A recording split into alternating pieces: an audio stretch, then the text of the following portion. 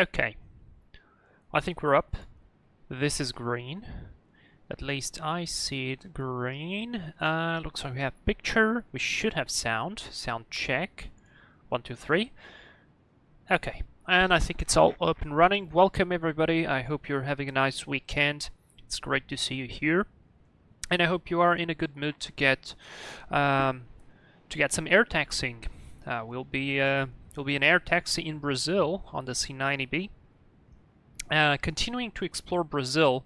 Perhaps this is not the best flight to get to new destinations, but who knows? Who knows? I picked it up for a reason, and that reason is solely weather, because we'll be talking about something. We'll be talking about the Intertropical Convergence Zone. I know that we already mentioned that on one of the live streams at the beginning of this year when we started talking about basic meteorology, global circulation, properties of air, atmosphere, and so on. So today we actually gonna have an example. Oh boy, wrong picture. So yeah, we're good. We are back with the King Air C90B EVO mod. This is a freeware, fantastic airplane. Link is in the description if you don't yet own this airplane in your hangar. I don't know what you're waiting for. It's time to do it. So, we are in Brasilia. I believe this is the capital of Brazil, in fact. And we'll be flying to Rio. We flew there when we had the failure on the 319. And I want to fly it again because I wasn't totally convinced how I did that approach. So I want to do it again on the King Air to at least have another go. And we are expecting to have a 2 hours and 30 minutes of flight time. During this time, I anticipate we're going to encounter possibly some thunderstorms, and we're probably going to have to deviate a little bit. So we'll see how that goes. Also, we'll be starting to talk about center of gravity, which is really cool. You guys voted for that topic on the previous stream, and we'll be covering that. We'll be speaking about center of gravity. What is it? Why is it important? How do we calculate it? Both for smaller airplanes like your Cessna or this King Air. In fact, I'm going to even bring the example of this own King Air. And you know what? It's actually great because we do have a nice weight and balance plugin for this airplane. So we'll have a go with that. Speaking of that, I need to empty the plane completely. So that'll be it. So we're going to start with that on the cruise. We'll be talking about that. We're going to be talking also why is Brazil basically almost entirely now covered in thunderstorms. There's a reason for that. Bonus point for those who know why. And that's going to be about it. I changed the livery also, guys. You probably noticed the livery that is on the thumbnail is another one, and I really tried to find a livery that would be Brazilian, but unfortunately the only one I found wasn't amazing. It's not too bad, but it's not amazing. So I picked this one up, and I like the B, you know. I think the B there is kind of funny. So we're gonna go with this one. And yeah, I still need to do some planning, some analyzing. So here's my suggestion: while you guys do the walk around of the airplane, because you are my trustworthy co-pilots, I'll be here at the FBO, and I will be. God damn it! Does this looks like yeah? So I'll be here on my iPad or whatever tablet.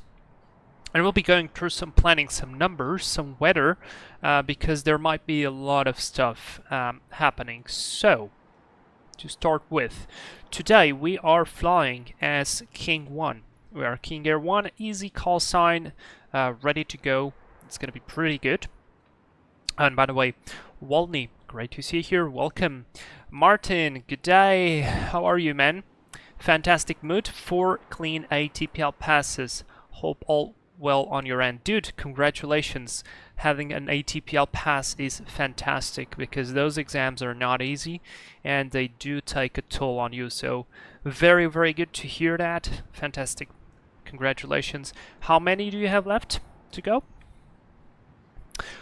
Okay, so King 1 flying from Brasilia to Rio. We are expecting 25,000 feet. I've programmed this to maximum cruising speed so that we fly as fast as we can. 2 hours and 29 minutes. I'll try to get faster than this, but I doubt I'll be able. Block time 2 hours and 54, so that's good. Distance 540. We have updated the ARX, so all is good. We have 7 passengers on board. Oh, 7 passengers. So perhaps we don't even have space for a co-pilot. So you guys are gonna be, well, you're gonna be one of the passengers anyway. So, weights are all looking good. Block fuel 719. So this one I will probably take just a tiny bit extra, perhaps maybe just like 50 kilos plus. So we'll do 780. We'll do 780. And speaking of that, I need a piece of paper and I need my pen. We are of course on VATSIM, already connected. We need to pre-file the flight plan.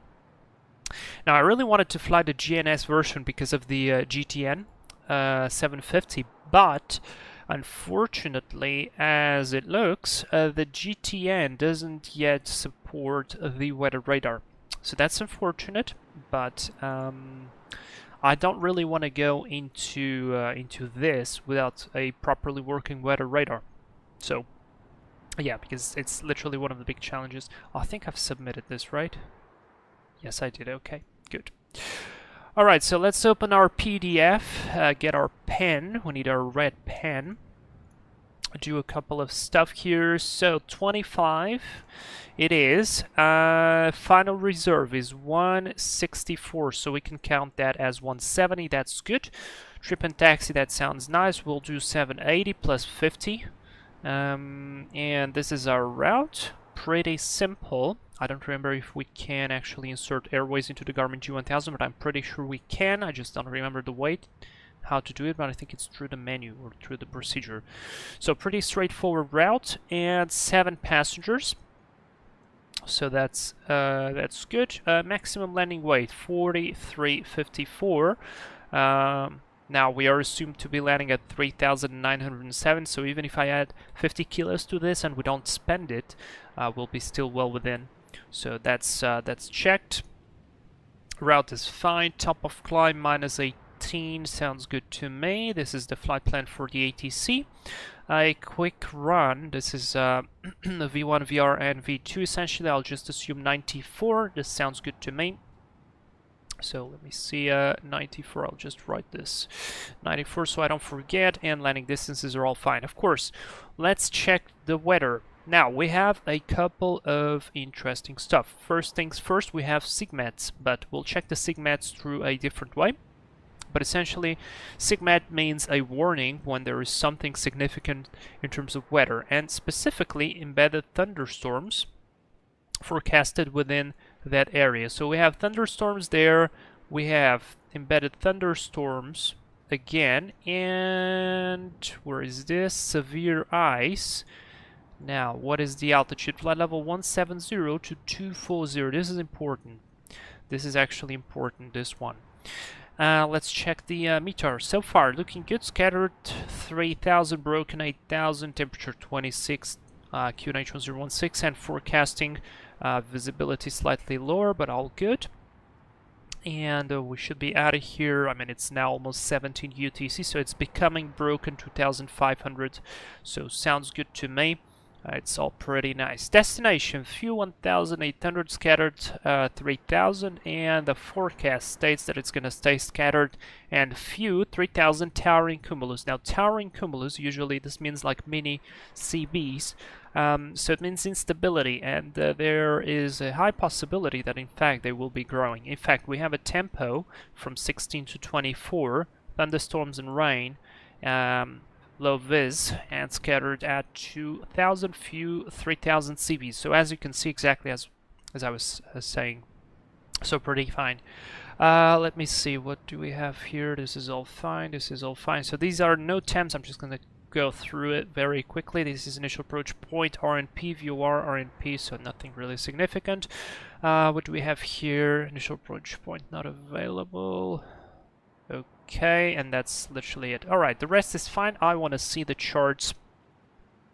Significant weather charts. So this one here occasional CBs up to flight level 490. So you guys can immediately see why do I want to have a weather radar on our airplane, because well, it's a king air, it's a turboprop, it can't go really high, and I mean even on a jet you cannot go as high as flight level 490 unless you're flying some private jet, some Gulfstream or a Citation. But even on a Citation flying at flight level 150, I wouldn't want to go above this, the CB, because the turbulence can be quite extreme, and you'll end up having to descend, and you'll have to descend into the CB, and then bad things will happen. So yeah, we will need the weather radar, and essentially this area is all affected. So across the entire route there's just this huge area where we can catch occasional cumulonimbus. Occasional, by the way, means, I believe, there is one that's from 50 to 75. No, it's from 50 to 75% of coverage. I think that's occasional, and then the frequent one is or below 50%. Anyways, I need to revise that. Actually, that's a good one. Revise, occasional, frequent. I read that not too long ago, but I don't remember it now, so took a note for myself. Alright, wind. Flight level 180. Wind is not really significant. It's pretty much almost zero. A little bit of a headwind there, and it's going to turn towards a very light tailwind on the way there. Even on flight level 240, as you can see here, literally zero wind. So wind is really not a problem to us. Terrain, not too much of a factor. I mean, there is a little bit of terrain here, but again, pretty fine. We're departing from a pretty high point. And that's about it in terms of weather stuff. So let's just check the chart here. Significant weather. Icing as well. Interesting. So we've got icing from 280 to 140. That's severe icing, in fact. So we will have to be very careful with that. That's icing. The dashed lines. Yeah, the dashed lines are icing. Then the other ones are the CBs. Exactly, that's the ones we saw. Occasional 480 and below 10, and that's about it. No jets, no volcano, and no turbulence. But of course, CBs mean turbulence. Now, this is what we want to see. This is the segment. So tops flight level 450, stationary, no change, so it's not moving. So we're going to be flying away from it. Should be no factor, at least for now. That doesn't mean that we won't have anything on the flight. And as you can see here, there are some pretty significant sails right here. One on our way, probably will be already dissipated, and then we have all of this stuff here that could possibly make our approach interesting. So we'll see. We'll see how it goes. Weather pretty good so far. So the first basic planning and a look out for the route is done. Martin, 9 left, will sit 6 on my next sitting, then do 3 thereafter. That's bold. 6 is pretty it's pretty intense. Wow, okay. Man, good luck. What are you planning to take with you then? Alright, so I should be in kilos on this one, right? I think I changed this to kilos. Yeah, it's in kilos. There was an option somewhere to change this to... yeah, there it is. So it's in metric, so kilos. I weighed a little bit less than that. I'll take 75.8. Now, we had 7 passengers, so essentially a full plane. So let's do 1 passenger here, sitting ahead with me. And we'll do 1, 2... I don't think we'll be able to bring all of them with us. So another one here, the lightest one, and you know what? I'll open the weight and CG already, and then 1 in the back. In fact, that's kind of back. No, that's lavatory passenger. So 1, 2, 3, 4, 5, 6, 7. Holy cow! Okay, this one is going to be the lightest passenger of them all on purpose, and then we'll just add a tiny bit of cargo, like 40 kilos. We are below max landing weight, that's good. And in terms of fuel, I wanted 780. So 780 in total. We have totals 558. So 270 on the left on the right wing, and 280. So 780 divided by 2 will be 350 plus 40, 390 on each wing. So let's add that. So 390 on each wing. That's about there. And on this one, 390. Good. So total 781.1. That's great. A total of 9.68 liters. Now this is fine, and this is good. We can immediately see that we are now above the maximum landing weight. However, because we plan to burn 436, so essentially it's basically, I could take the entire weight of one of the wings, it will become lower. So that's great. So we check with that, and it's all fantastic. Good, weight and balance is done. I'm signing this, and let's go to the airplane and start preparing all of the stuff.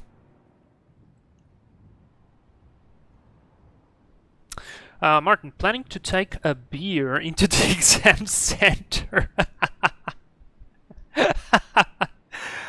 I think they'd probably find it funny if you actually do that. Alright, so plane is all good. Let's have a seat. Just make sure that all is good. Let me move this. So these two are off. So let's move this out of the feather. That's cut off. That's good. That's all off. That's off. Just do a quick check. External power is off. Avionics off. That's off. That's all off. Anti-ice is on. That's good. That's good. That's good. Lights are all switched off. That's great. Now this is off. This is off. I'll put the no smoking fasten seatbelt sign on already. Auto. This is going to go auto. Bleed valves open. And looking good. How are we looking here on the overhead? So it's all bright. Copilot PFD lights. Yeah, can go to bright. We'll check that. Master panel lights. Well, they don't work now because the power is not powered, but we could use the emergency instrument lights in case we'll be switching on the airplane during night. Good. Okay, so let's start. Perhaps I could call the GPU, I think. Let's call the GPU so we save a little bit of battery power here. And speaking of that, let's check the battery. We have about 23, 24 volts, so we're doing good. I'm gonna grab my checklist already. And internal documents, charts are on board. Speaking of charts, I need to load the flight plan into Navigraph so I can have my charts. And also we are on position 81, so I think it would be good if I actually brought that on. So taxi, parking spots, we are on position... That's military apron. Oh, so there is no markings here. So this is just like we are on apron 2. Oh, totally fine. So we're set. It looks like we'll be departing for our nav 29 right. That means if something goes wrong, I would probably like to go to ILS Zulu 29 left. Both are fine to me. Both are extremely long runways. In fact, 29 left is the longest one. So I'll take that. And yeah, we'll use that. So control locks are removed. Overhead panel is checked. Oxygen system test. There is no oxygen system here. We don't have it. Okay, GP's arrived. CVs are all in. They are not simulated, but we'll assume. Out static. Out static, I think it should be hidden somewhere along there or there, but I don't think it's actually simulated, so I can confirm. The only thing I can confirm is all that the fuel switches are on. Alright, cabin temp mode, vent blower auto, condition levers cut off, power levers are on idle, landing gear is down, left sub-panel switches are off, ice vanes are, well, engine anti-icers are on, fuel panel test. I don't think it's on now, so we'll just leave it on. Fuel quantity, yeah, we need to power up. Let's just check. Do we have external power? Yes, we have external power. Fantastic. Let's power up external power, please. Boom. There we go. We have fuel. We have fuel. Now, this here is in pounds. And this is actually important, so we don't do an Air Canada 767. So we had 780 kilos, right? 780 kilos. If I take that into calculation, let's do 780. I need to multiply that by 2.205. That should be 1,719.9. So if I divide this by 2, we should have 859 on each tank, and that's exactly what we have on each tank. So it's looking good. Also, what I can already calculate as well, or should I rather say convert, because all the stuff on our airplane is in pounds, is the fuel or diversion fuel, which was 164. So 164 multiplied by 2.205, it means 361.62 pounds. So I'll assume 370 pounds. And that is 181 per tank. So when we reach 180 on each tank, we have to go. We have to go somewhere. All right. So can I? That's a transfer test. Nacelle should be off, probably no fuel at all, because I didn't put the transfer pumps on. So that's fine. Transfer test. I don't know how this works, so I'm sorry. Alright, so that's all fine. Stall warning. Is this actually simulated there somehow? Alright, let's skip this. Landing gear and lights, they are on. Alright, that's tested, that's tested. That's the relay. The prop governor will check that later. Alright, we tested that. Okay, battery is off for now. Cabin safety check. You guys can do that. Alright, so for now I'll leave this as is. Where do we have here the engine start on ground power? Engine start on battery. I'll do the engine start on battery, but first let's hit enter. And let's start to plan everything. Whew. Let's go. So, procedure. We want a departure. And it will be a BOBAM, I believe. BOBAM something departure. Yep, BOBAM 2 Alpha departure. There it is. Oops. 2 Alpha departure, runway 29 right, that's correct, and we are going via Gitmo. So enter that, confirm that the chart and the departure is looking correct. Oh, I can't move the range. Well, that's annoying, but that's alright. So I'll just do it like this.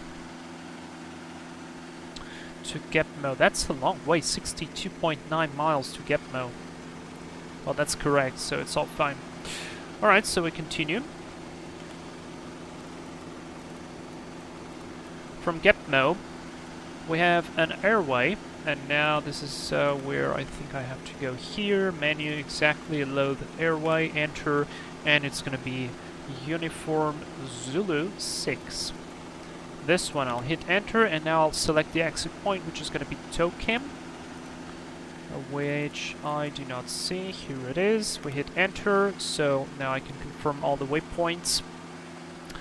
So it should be Gitmo, Savma, Vulad, Nindi, Andem, Farol, Mexap, Utpin, Arova, Upubu, and then we are going to Tokim. So that's correct. Enter. So check that. Airway is all looking good. Garmin is going all crazy. And from Tokim we have the arrival, which is going to be Asalu 1 Alpha. So now I'm going to insert, actually put this back, Sierra Bravo, Romeo Juliet, Rio de Janeiro, that's correct. Hit enter, and let's go select the arrival. Do we have an arrival? In fact, yes, we do. SLU1 Alpha. That's correct. SLU1 Alpha. It will be runway 02 right. No, 20 left. So at least expecting this one. Enter via token. Enter, and it looks exactly correct. So I'm gonna load this, and then procedure. Select approach, enter, we'll do RNAV. I'll actually think about this a little bit later, so let's just hit clear, and that's all good.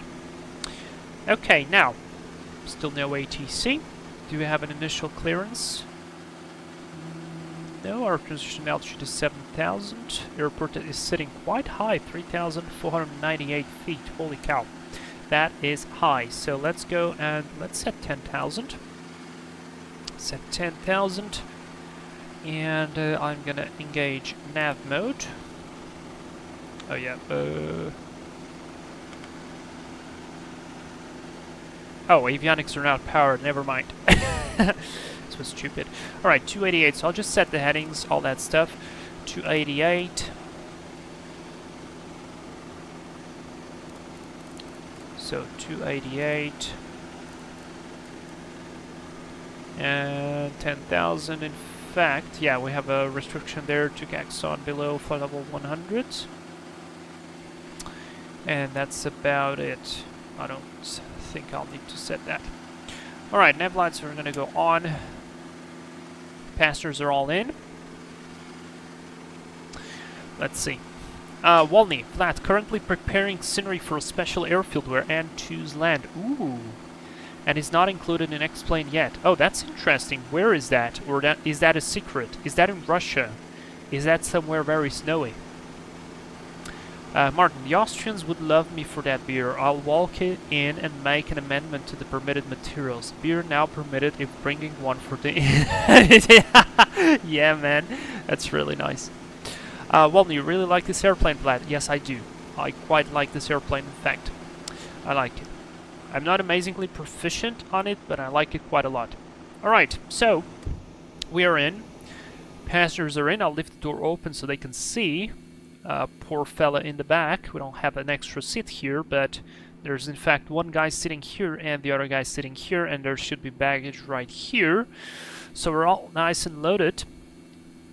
So let's go battery power on. Beacon light. Let's actually wait for the beacon for a second. Let me just put the props forward. And I want to set the cabin altitude to the cruising level, which will be level 250.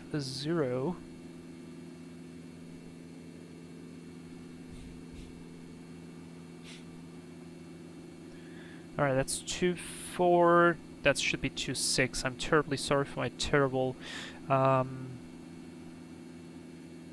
texturing, but I'm saving the FPS.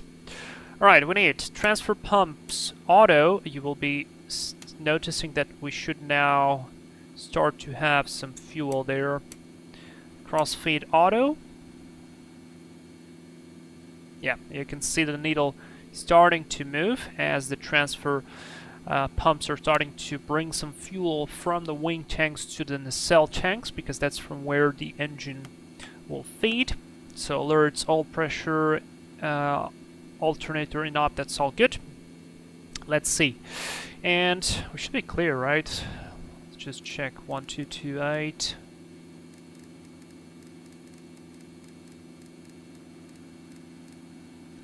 Switch that over.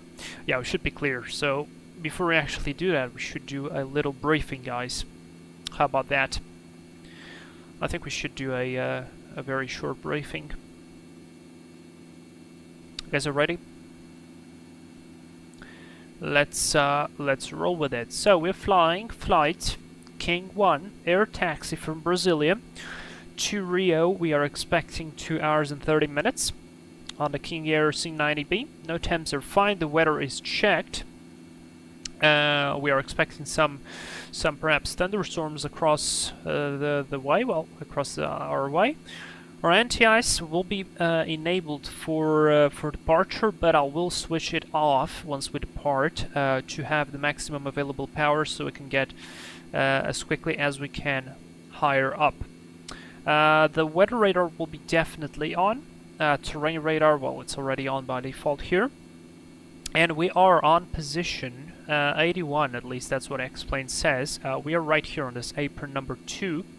And we'll be departing by running 29 right, so we'll be taxiing via Quebec, or just via Quebec here, all the way to Quebec again. Hotel, and we have a quite long taxi, so maybe I will be departing from Foxtrot if there will be a sign to do it. If not, we'll have to go all the way down to Bravo, so it will be a quite lengthy taxi, but that's all, of course, completely fine. Because the runway is dry and it's extremely long for the King Air, will of course depart with no flaps, full power out of here. Careful to not over torque or not exceed the ITT temperature, especially because we are sitting at an elevation of almost 3,900. Speaking of that, we need to get the QNH of this airport. And Sync Crash Flyer, you just gave 5 memberships. Thank you so much. You just gave 5 tickets to everybody to join as a member. Thank you so much, dude. Holy cow. Thank you. Alright, so let's see. Latest meter already states some few TCUs and QNH 1015, so let's adjust that 1015 there and 1015 here. 3440. Reading correctly. What's the airfield elevation again, please? 3,498, 3,422 on the runway, so it's all within the limits and all looking good. So continuing onward, we'll be doing the BOBAM 2 Alpha departure. This is page 3 dash, oh my god, now 10-3 Alpha 1, effective from the 30th of October 2025. Our transition altitude is 7,000. We require RNP1 or RNAV1, GNSS. We comply with that. Must not be used in operation simultaneous independent parallel departures. So that's checked and confirmed. We're going to assume that the ATC has that covered. This is for 29 right. And we have a noise abatement procedure between 1 and 9 UTC, so not really applicable. I'll skip this. Obstacle, close-in obstacles not considered incline gradient. Terrain 3,536, 0.3 nautical miles from threshold, runway 11 left, azimuth 255. So we do have some obstacles there. Departure way, well, straight ahead above 4,200, left-hand turn direct to Gaxon, maintaining below flight level 100. From there to BOBAM, and then a transition to Gapmo, 62.9 miles. MSA for us is 6,000 feet. So yeah, pretty significant. If something happens, I'll try to maintain at least 6,000, and then we'll return back for the ILS 29 left, which is already set up here, and I could even tune in, but we'll manage that later. No special considerations apart to be careful with the possible weather that can be around us, and abnormals. We stop for any malfunction until 94 knots. From 94 knots, well, we have a very long runway, so we could even land again. And only if we don't have a runway available, then I will, well, the engine, the failed engine is going to auto-feather, and we will just proceed towards a traffic pattern or something like that, joining for the runway. Again, depending on the type of the failure. We are slightly overweight, but of course with such a long runway, we could easily land anyway. Other than that, no other considerations, all looking good. Let's get going. Let's get going. Very good.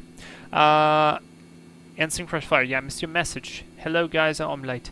You're not late, you're just in time. You're just in time. Brad, my next question is, what camera are you using to move around the cockpit like that? Oh, this is just a normal camera, man. I have literally 0 add-ons right now, so I'm just... It's literally the arrows keys that I blinded, so the forward key goes forward, the back... key or the arrow goes backward, then right and left. You just look around you, and then if I press it with shift, I move quicker. If I press it with control, I move myself quite slower. And then you can just save some viewpoints by clicking Control and a number on your numpad. So this is the small little keyboard which only has numbers. So you just press Control 1 on a certain position and it saves it. So next time you, let's say you move out of it, you just press the key with the position that you saved and it will be back on. So I have my full numpad completed. This is how I usually do it. 0 is for some instrumentation, FMC or whatever. Number 1 is captain view. Number 2 is forward view, or if there is any significant instrumentation up ahead. Number 3 is co-pilot. 5 is look left. 8 is look right. 4 is passenger view on the left. 7 is some other outside view or passenger view on the left. 6 passenger view on the right, and 9 again passenger view on the right or anything else. For this one I specifically placed it in front of the door so I can operate the door nice and easily. So that's how you do it. It's very, very easy. Martin, packs in the back are just squatting. Poor guys, we're in Brazil after all.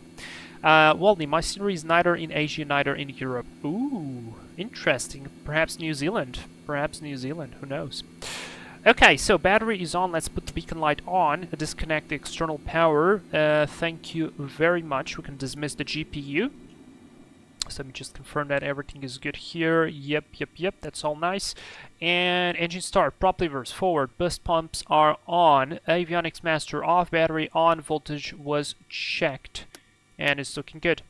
So, beacon is on, and we can start. You guys are ready? Clear prop. Oh yeah, we have the car. We need to remove the car. Car is off. Let me just confirm again that no ATC. Yep, no ATC, and so starter on the right. There is roll. I'll wait it a little bit for it to stabilize motoring. Towards 18%. I'm gonna put high idle. There's the fuel. Watch out the ITT. Turbine about 51. Starter cut off. There goes the prop. Is it so quiet?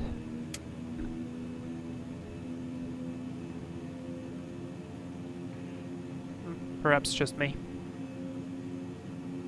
Alright, that's a great start. Let's power right gen. There we go. It's assumed the load. That's good. Just reset it. Yep, fantastic. Let's go left start.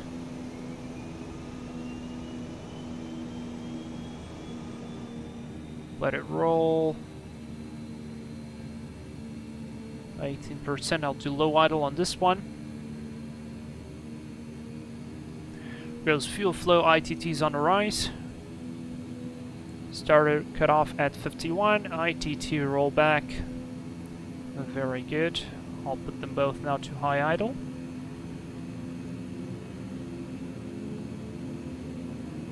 All is on the green. Let's connect Gen 1. No warnings. Gens are split. Very good. Put them towards low idle. Avionics master on.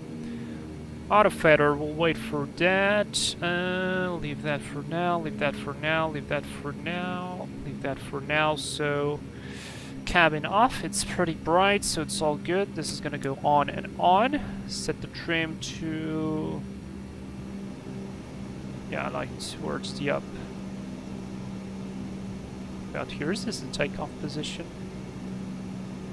I'd like to have it a little bit more than that. Alright, great. All is good. We see timer. Timer is fine. Transponder will go code 2000 and transponder on. In set, I want to have a declutter and we will do terrain. That sounds good to me. Now, sensor. Aerodatic. Oh, this is interesting. This is quite interesting. Alright, all fine. And what else did I want to see? So we are already in GPS mode, that's good. I want to put nav mode on. Vertical speed. And let's put vertical speed like 1200 for it to start to accelerate towards the climb. Alright, nav is set, that is set, GPS flight rank to vertical speed plus 1200, and that is all good. Great. So let's see, after start, transfer pumps, auto, crossfade, auto, boost pump, electrical switches are all fine. It's all looking good. Avionics standby battery is on. Oh yeah, the standby battery armed. Lights. Oh, just missing the taxi. Already switched it on. We'll wait for a second. Cabin temp mode, auto, annunciators are all checked. We can test them as well. All looking good. Very good. Engine anti-ice is on, of course.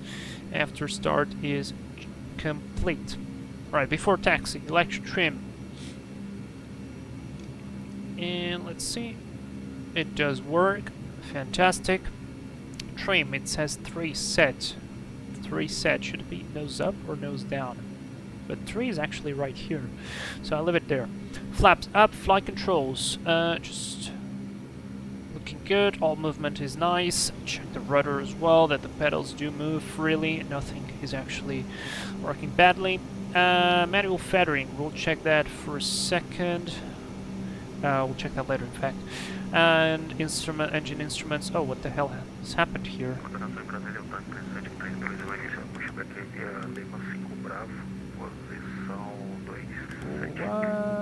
What happened there with the engines? Is that the light? Could that be the lights? No.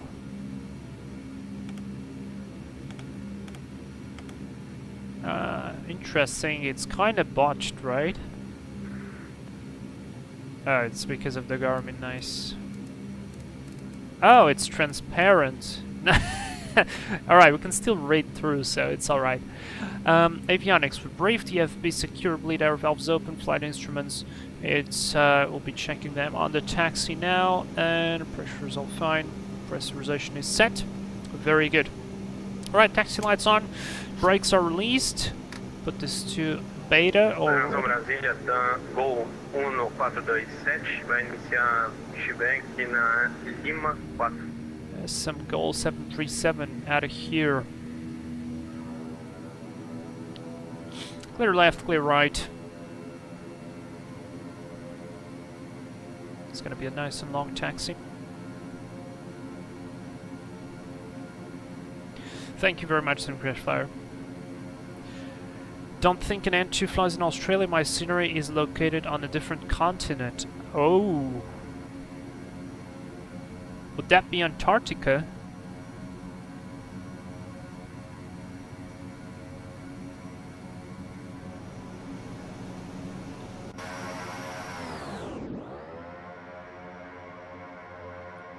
Oh, there's the guy who's pushing back.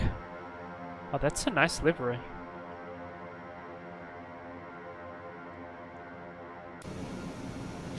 Alright, let's get some speed. We are on a King Air.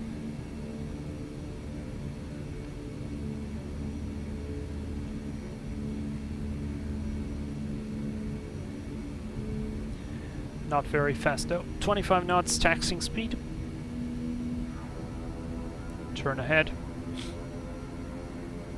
Brett, thank you for showing that. Have you tried out the improved GNS 530-430? Actually not. Oh.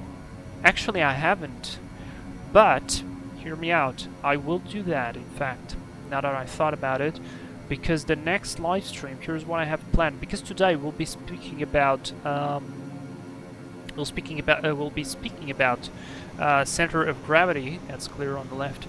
And some considerations.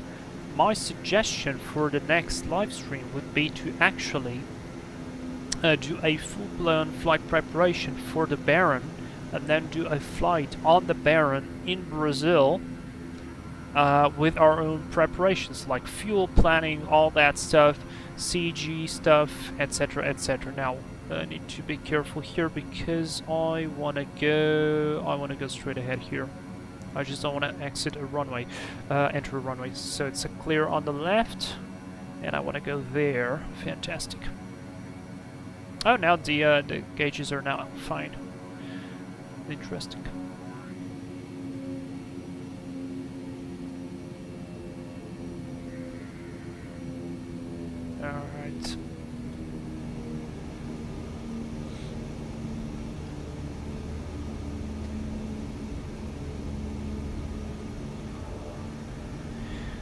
Brazilian traffic King 1 is taxiing via hotel to holding point Bravo runway 29 right. Brazilian traffic.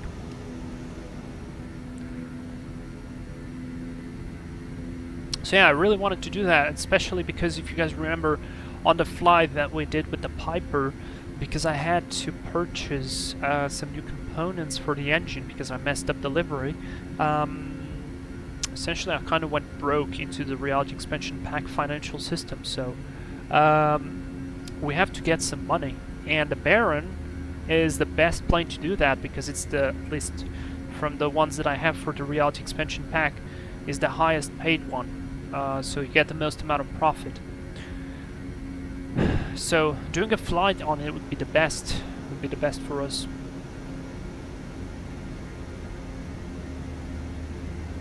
All right, I know that some guys do the feathering test on the roll, but I'm not brave enough to do it on the roll because it's essentially requires the coordination and looking up and down at the same time. So I'm just gonna quickly taxi towards the runway, and we'll do a feather test right there.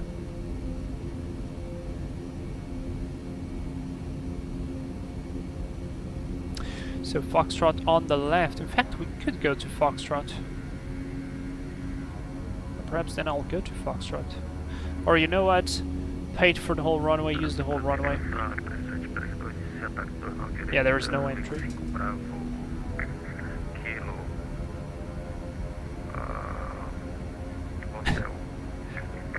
That was realistic. I can barely hear him though.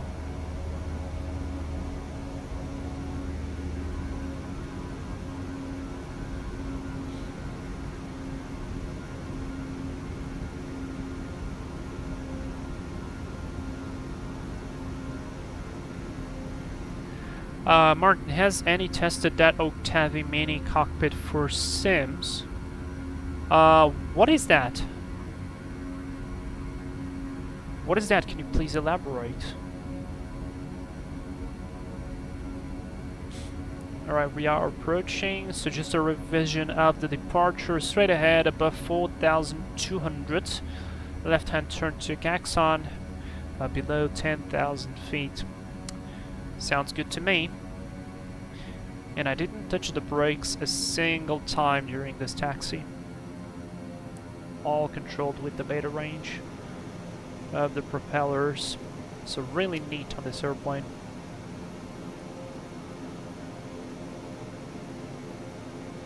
Runway ahead. Oh, perhaps it was runway ahead and not no entry. Oh, that's alright. Gonna be stopping here. No traffic behind us.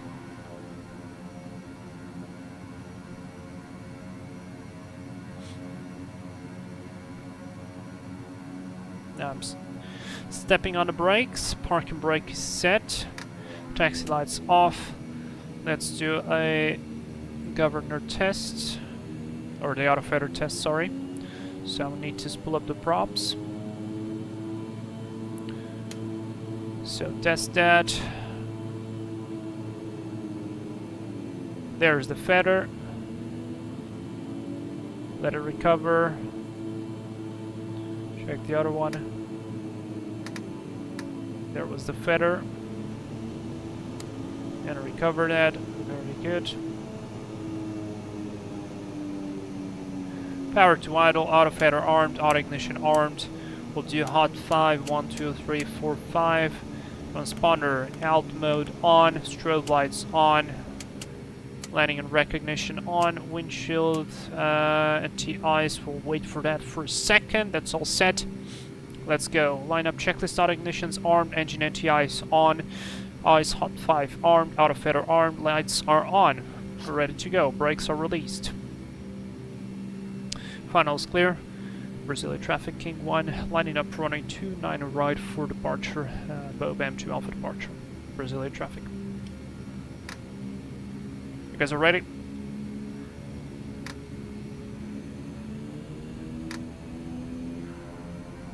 Let's get our timer on.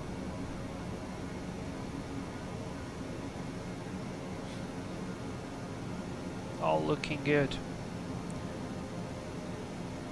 Let's stop. Timer on. Let's pull up the props. Brakes off. Set the torque. Watch out the ITT. I think we'll be more limited by ITT rather than torque. Speed is alive. That seems good to me.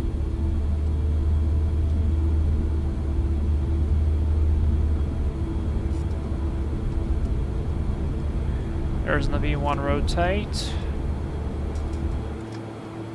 Positive climb. Let's just wait a little bit. Accelerate past blue line.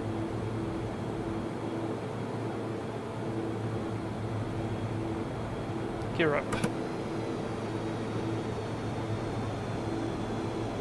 Sobre a linha Gol 1427. Landing lights off. Da ponte espera da 29 da direita. Via Lima. Let's go engine anti-ice off. Via Look at the Lima torque 4. increase, ITT decrease. This is what we want. Hotel Just careful to not over torque the engines now. e Bravo. And there's 4,200. There's the left-hand turn.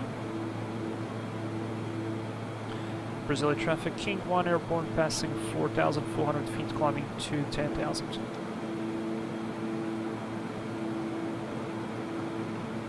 Lovely. Now on the other runway. That's great.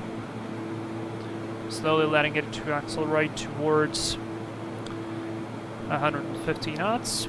This is the speed I want to have.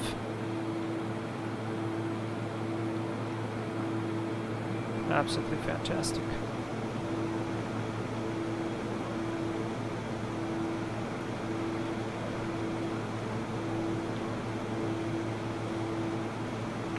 And now I'll go flight level change at 150.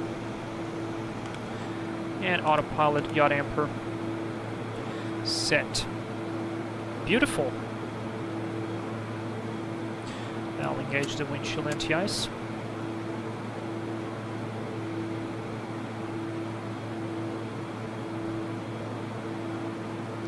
Okay, so now, because I have a little bit of a route here, let me actually do it like this, so I can have a better look at what's ahead of me in terms of map. Like that. I want to open up the weather radar here and mode the weather, tilt it up slightly.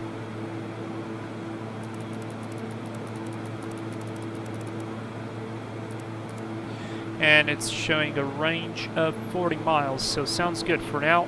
Nothing up ahead, even though we do have some clouds. Sync crash fire, autopilot in up. No, we'll be using autopilot on this one. It's a long flight, so it's better to have it rather than not have it. So I just want to leave this view for now until we get clear of it. Of this weather.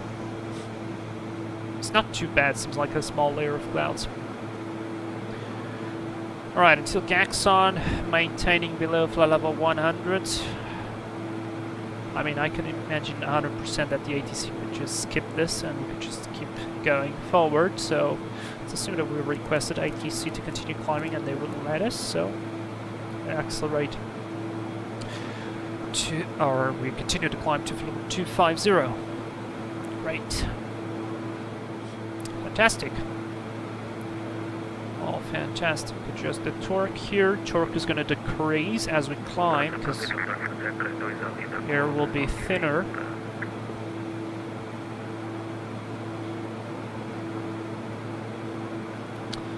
And this is the reason why I took the G1000.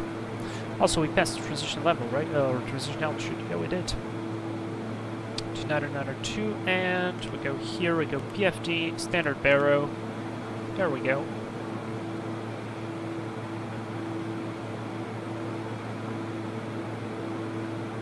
I mean, we're almost reaching Gaxon, 2.7 miles, reaching 10, so pretty good for me. 10,000, recognition lights off. Let's confirm that the pressurization is indeed working. It's climbing at plus 500 feet a minute. And so far, so good. Outside our temps 8 degrees. 8 degrees.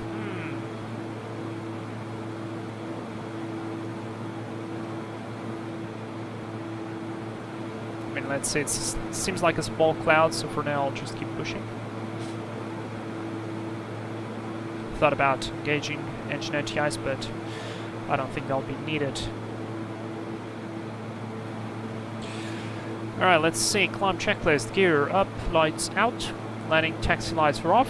Climb, power props, 1900 set. Prop sync on. Windshield heat is on. Engine instruments all on green. Pressurization, we check that. Yacht Amber autopilot is on. Climb checklist is complete. Fantastic. So yeah, Brad, we will be testing out the new 430. I think the 530 is in the Baron, but the 430 is also a great one.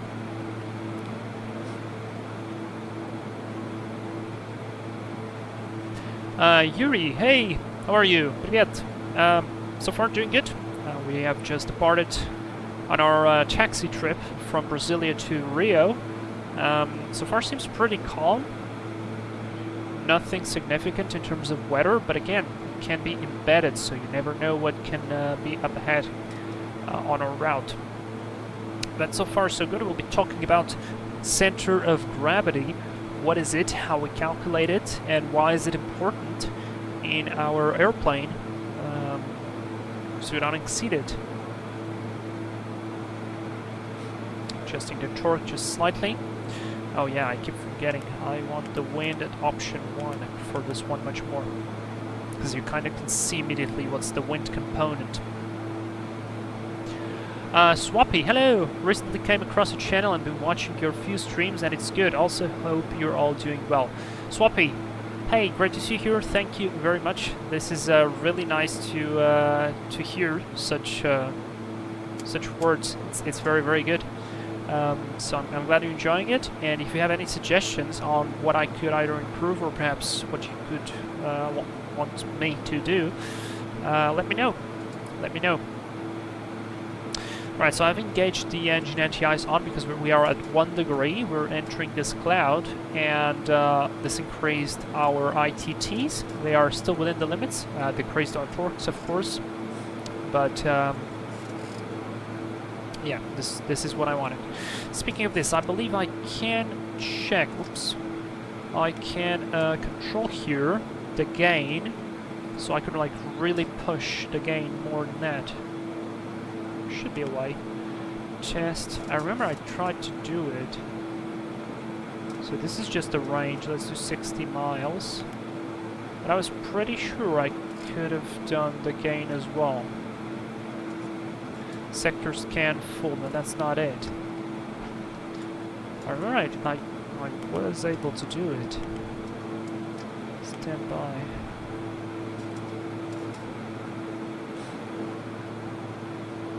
So far, it doesn't seem like we have any icing, and nor we have any weather.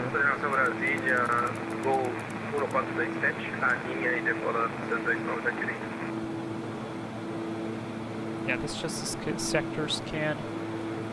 Huh, interesting. I thought I could actually change this. And Swappy, you became a crew member. Thank you very much. Welcome. Thank you for your support.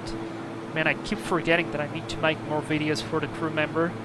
I have a couple of them pending, essentially, but I keep forgetting. It's just too much. I think you guys can understand. So yeah, thank you so much for joining. It's really cool. Yuri, Roger. Crashfire, do we have the cookies on board? Oh, the cookies, I see. So because those cookies are not, well, they can change your behavior, let's say. those cookies are not allowed at any time on board. However, you can have normal cookies. So actually for that I will even switch on the bar so you guys can have the cookies back there. Alright, very good. We're climbing nicely. Passing cloud level 160. And temperatures are all looking good. Everything seems to be doing good. I do not like that cloud up there though, but we'll see. I'd love to have a way to get the gain though. Oh look! There was one discharge shown. This is a storm scope. This is like... This is a very simple weather radar, so essentially it only senses lightning discharges. So there was a lightning back there from where we departed, not too far.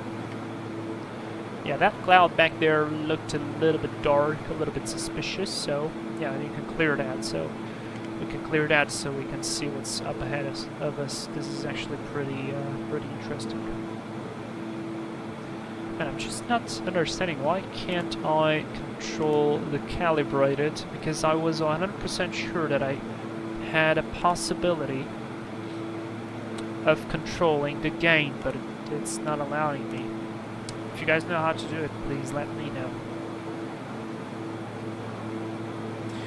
Alright, let's do the vertical speed for a second. Once we get, yeah, let's do vertical speed for a second. Let's do that. Martin, how's your flight training going, Vlad? Still waiting for the multi-engine IR test. So, yes, essentially we had a ton of bad weather, like real bad weather. I didn't fly for 3 weeks because it was just crap. It was really bad. And I made 2 flights on the past week. So that was some progression, of course, which is great. But still have some stuff to do. I have 4 flights to do. 2 of them is going to be VFR navigations on the multi-engine, which I'm very looking forward to, because it's a faster airplane. It can go further, and I'm thinking of perhaps doing visiting other airfields. Maybe, I don't know. We'll see how it goes. And so there is that, and then I'll have 1 flight in the simulator for the multi-engine. That will be for the instrument rating, so you kind of get prepared. It's like a preparation. And then I have a check flight to make sure that I am all good for the exam, and then I'll have the exam. So that's 5 flights to do. From that point, I'll be looking for an MCC to do. I have some ideas, not still 100% sure where exactly I want to do it, or how I will do it, but it will come. It will come, I'll let you know, and it will be an interesting time, because, well, I'll be probably out for almost a month, and so I won't be able to stream, so I'll try to compensate with something, maybe do some like vlogs or something. Maybe that'll be quite interesting, I don't know. So we'll see. It's doing good. It's going great. Everybody's asking me like, how much time do you have left? I'm like, I don't know, man. I don't know. I just want to do it, so we'll see. Swappy, would you recommend Flight Factor 777 V2? I'm looking for some Airbus alternatives and heard good things about this plane.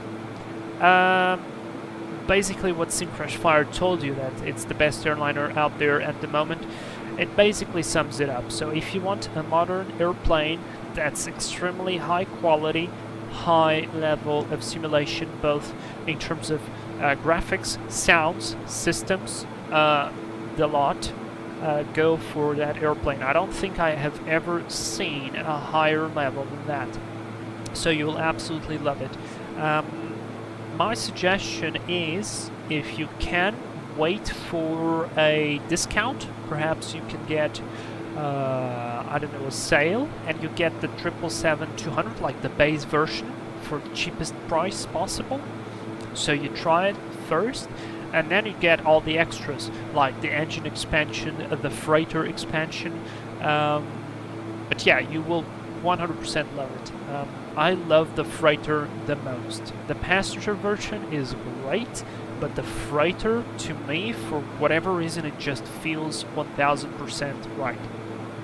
And speaking of that, I don't think we ever flew the freighter on the channel, because when I bought it, we were supposed to fly to Svalbard on that Christmas special live stream, but then it didn't happen because I ran into some problems, because streaming software just decided to play a game with me and with the Flight Factory representative. There was something that changed. It was either within X-Plane or within the streaming software. So essentially we had a slideshow and we had to bring up the TOLIS. But yeah, it's fantastic. If you can, wait for the sale, because if you get it with the sale, it's a steal. I think it's very worth it. And then get the extras, get the engines, or get the freighter. It's really good. 100% yes, absolutely. Synchronous Flyer, I agree. Martin, same question I get. How much time do you have left? Let me know where you go from the MCC. I need to find a spot to do it too after I finish these ATPLs. Oh, I will for sure talk about that for sure. So I'll let you know. And we need to decrease the vertical speed a little bit. See if I can push the torque just a tiny bit more. Yep, I can. Good. Good.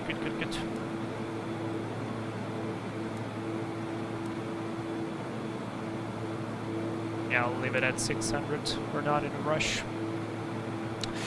Definitely not in a rush. Pretty good. But yeah, Martin, it's like, it's either weather or something in maintenance, or because I work, I do have responsibilities at work as well, and I don't have full availability, so there goes that as well.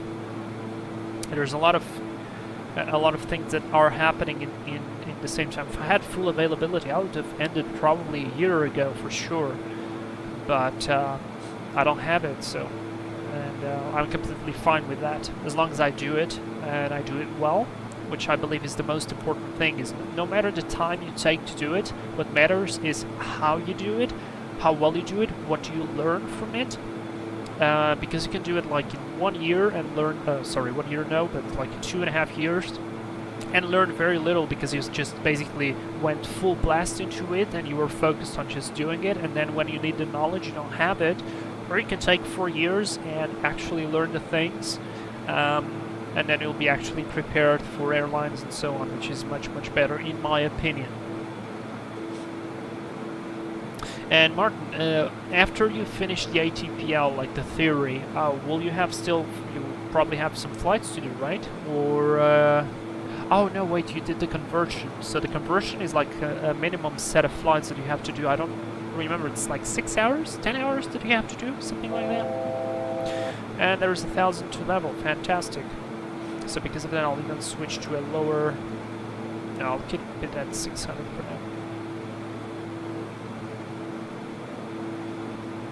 now. Soppy, thanks both. Also, what about VNAV? Is it fixed now? I think it was not ready when it was released, so it wasn't totally ready. However, the last time I flew with it, it was pretty okay. So yeah, I think it's fine. I think as well, like, the simulator is a little bit limited in terms of VNAV for a couple of reasons. One of which is we don't really set up the winds as we should, as they do it on the real life. They upload the winds into the computer because the direction from which the wind is blowing, especially when you're flying really high and the winds are really high, makes a significant difference on the VNAV profile calculations. So what I feel is that sometimes, because you are missing that wind information, the airplane actually does a pretty okay calculation, but for 0 winds. But then because you have a very high tailwind, like 40 knots tailwind across all of the descent, you end up high because you're traveling faster than you actually should have been according to the planning. That's why it's kind of like stops to descend and levels off, it bleeds off the speed and starts to descend real fast, tries to catch up the VNAV, accelerates again, and so on and so on and so on. And there we are, flight level 250. Beautiful. Speaking of VNAV, we actually have a VNAV button here. Perhaps we should try that. Maybe try that.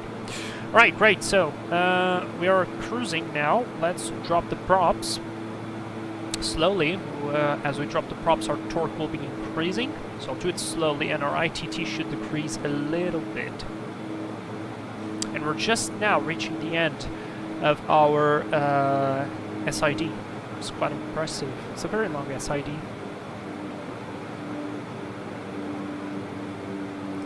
And I want 1,600.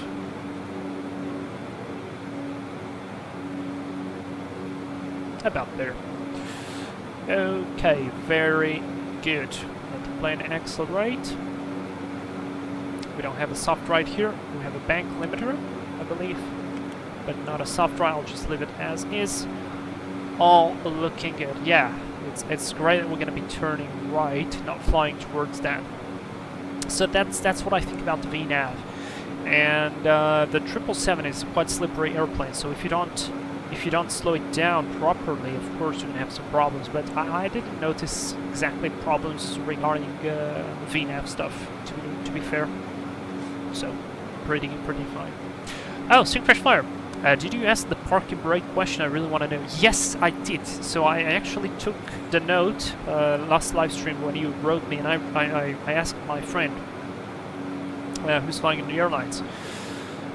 In fact, it's he's a chief theoretical knowledge instructor of a certain airline, and so he answered me, and essentially no, there is no legislation to say so, which prohibits you of setting the parking brake on the runway. So there is no like mandatory requirement to not set the parking brake on the runway.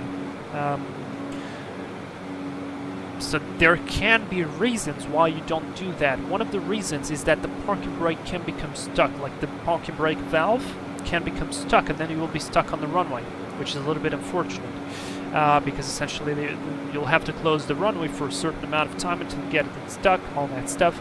So this is one of the reasons. There can be n reasons that can be set. I don't know, for maybe you start applying thrust and then you forget you have the parking brake set, and then you release it and then you go off the runway because it's not properly, I don't know, reasons. But essentially you can put the parking brake on the runway, you can set it, there is no restrictions with that, so there is that. I checked it. And of course then it's basically SOP. So company decides to prohibit that, and company puts that into the SOP, and that's it.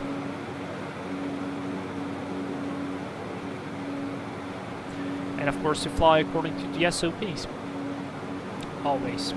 Like on my flight school we have SOPs as well. And we comply with those SOPs. If you read the airplane flight manual, it will be slightly different from what we have. Like it's not different in a bad way, it's different in the sense that our SOPs are more protective than the airplane flight manual. So that's it. Swappy, thanks for the explanation. Temptation level has increased. Yeah, it's properly good. It's actually properly good. It's like it is probably my second or third favorite plane, and I usually don't like long haul airplanes because I don't like the idea of long haul. I think I would suck at long haul. I think it could be boring to a certain point. There is a lot of interesting things, so I'm trying to balance this up because I think it's very dishonest to just say that long haul is boring. There is a lot of interesting things in long haul that you don't have on the shorter, on the mid-range flights. So it just, each one prefers whatever he prefers the most. And yeah, like I have the 330neo, I have the Philly 747-200, which, by the way, I just found an interesting destination to fly on it. I mean, it's not really an unpopular destination, but there's that. And I have, what else do I have? I have the 747-8 from SSG, the old version, which I really liked. And do I have any bigger planes than that? I don't even want to speak about the X-Works A340 mod and all that stuff, of course, because that's, while very cool, it's quite basic. And it just beats them all, the 777. So it's a properly great airplane, and it's one of those where you buy it and it's good from one point to another, so you don't have to worry about modding it. You don't have to worry about getting the sound pack for it, because the sound pack is already amazing. You don't have to worry about some funky stuff with systems or whatnot, because it's already very good. And yeah, like it is properly nice, properly great airplane. I feel like this here should be connected to the lower part, but I'm totally fine because we're avoiding it. So far, no weather. Why is this GPS loss of integrity? I just now noticed this Garmin is a little bit off. Sensor. Why though? May I, guys? Pardon me for a second.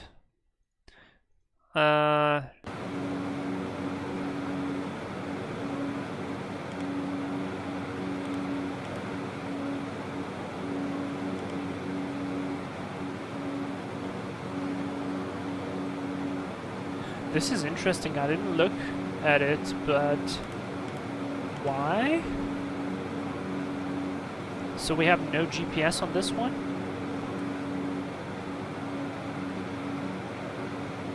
Let's check. We need auxiliary.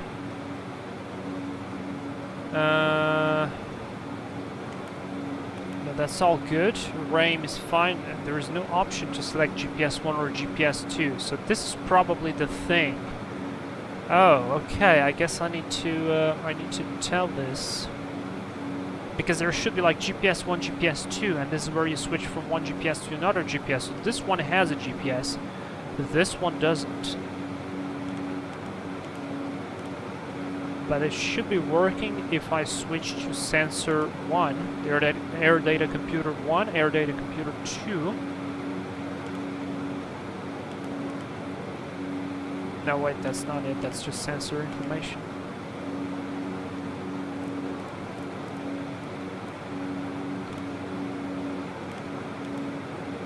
No, that shouldn't work.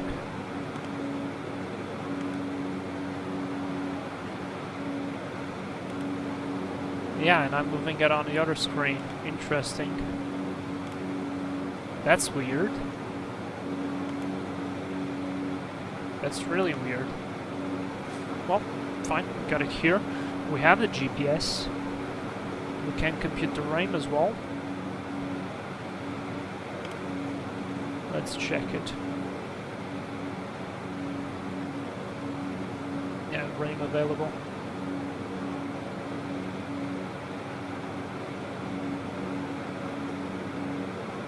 Yeah, GPS 2 is broken.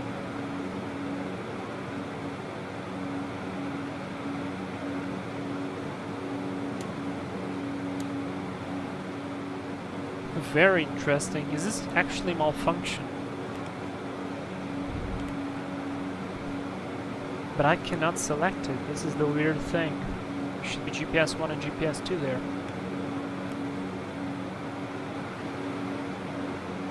Well, that's fine. That's fine. Also, I need a new picture for the thumbnail because our is with another airplane. Oh boy, look at that. That's a huge mine. That is a huge mine. Holy cow. That is massive. Look, it's literally of the size of a city. And and there is an airport there. That's incredible. That's freaking huge. Alright, I could take a screenshot like this, make it very similar to the other one. That's good. Crash fire, thanks, so it's an airline's decision. Essentially, yes. Sloppy, is there any reason you only fly in X-Plane and not other sim, not trying to ignite sim wars? Oh yeah, of course, no problem with that. So, I was one of the, I don't know, but once, I remember, when Microsoft announced Microsoft Flight Sim 2020, I was on X-Plane 11. I remember thinking that this is going to be the end of X-Plane because, well, of course, the trailers for Microsoft Flight Sim were amazing. And I remember using FSX, and while it kind of sucked, it was very good still for the time, and you could do a bunch of things with it. So, and I remember it was pretty okay, like, from what we had. And so I thought, like, yeah, this is gonna be the end. I'm gonna go full blown on Microsoft 2020. It's gonna be amazing. It's gonna be great visuals. It's gonna be fantastic. And I bought, I remember it came out, on the day it came out, I bought it for 120 euros, full version, like full premium, whatever, etc. Because I just trusted it so much. And what followed was I even lost my words. What followed suit was essentially a big line of disappointment. First, with the installation, it took ages, and well, totally fine. I mean, installations can take time. It's completely fine. But then, it never ever worked on my computer. So, and when I say it never worked, is that I can open Steam, and I think I have 20 hours on Microsoft Flight Sim in Steam registry, or 20 or whatever, because I know I couldn't ask for a refund because I passed like the minimum amount of hours, and then, well, whatever. And from those 20 hours or whatever that I have there, I probably flew for one, or not even that, because it would just quit. It just would quit. It would stop working, crash, not even a warning, just crash the desktop, not a single thing, just crash. No matter the airplane, no matter the scenery, no matter whatever. And I gave it like, I think I tried 5, 6 or even 7 times that they were pushing those really big updates, like, yeah, this is gonna be sim update, whatever, it's gonna be really great, it's gonna be it's gonna fix the performance, gonna fix that and that. And so I every time I went there, I installed it, spent a bunch of hours, and then go into there and it just quits.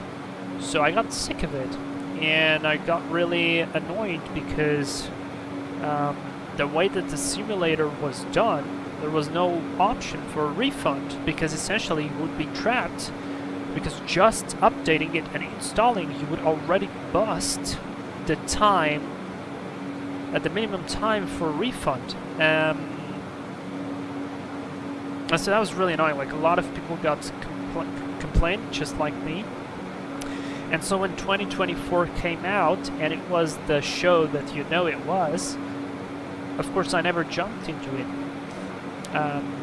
Also, I remember when the A310 from Anybuilds was introduced, I took off on the A310 in Barcelona at 70 knots, like the plane rotated itself, or at 80 knots, it was something like that. So, like, what? The physics were really funky. Yes, I know that there are airplanes which have custom physics builds, like Phoenix, A320, I think PMDG as well, A2A planes, the Comanche, which is really amazing because it has all of that maintenance and dirtiness and stuff according to how much do you fly and where you fly and all that stuff. It's amazing, dude, and the views are amazing, and it actually looks really nice. And I wish I had that in X-Plane sometimes, because sometimes the scenery in X-Plane, let's be honest, is not that amazing, where the clouds are a little bit weird. Well, of course it can be weird on Microsoft as well, with the volcanic ash stuff. but yeah, so there was all of that, and especially after I started flight training, after feeling how an airplane actually behaves properly in the air, we are very limited, of course, in terms of hardware, because our joysticks, we don't feel the force feedback, we don't have our body feeling, even if we don't have to use it, and we shouldn't use it, because our body feeling in the airplane most of the time is incorrect, so trust your instruments, and that's how people get killed. Yeah, the physics are really weird, and I value that. And more than that, I value the ability to train, so the flexibility of what I can do inside of the simulator. So for instance, I want to move an airplane from point A to B, because that's the point where initial approach fix is for an ILS, or I want to get closer to a specific VOR. I can just drag that the airplane on the map. I can just do that. It's very fast, it's very easy. You have a properly working replay mode. It's just easier, it's just faster, and in terms of training, that is phenomenal. So yeah, and we got our first radar reading, by the way, up ahead, so within 80 miles, it's probably that cloud, and luckily I think we will be avoiding it. Let's check out what's outside here. This one looks pretty nice. We'll take a screenshot here. Boom. Scenery looks pretty good. So that's why I kind of stick with X-Plane, and when 12 came out, I tried it, like I think I tried the demo a couple of times, and in fact I felt like even the physics from the 11 to 12 are improved. So I remember after a year came out, a year passed by from the first time, from the release of X-Plane 12. I still had 11 installed, even though I wouldn't fly it, but I remember coming back to 11 and trying like the same airplane and noticing how less airplane it was. And then going to Microsoft and trying those airplanes would be even an even bigger degradation of feelings. So yeah, there is all of that. But of course, I mean, I say this all the time. I say to people, hey, come fly with me on the simulator if you want. Sometimes we do like group flights, like we did last week on the Piper, on the Piper Cub. Like if we do flights like that and you want to come, you fly Microsoft Flight Sim, dude, be welcome, because what we like is aviation, and you can do a lot of stuff on the simulators. You can learn a lot, and it's incredible. So this is what matters, not oh, I fly Microsoft Flight Sim because it's better, or I fly X-Plane because it has superior physics. Like whatever.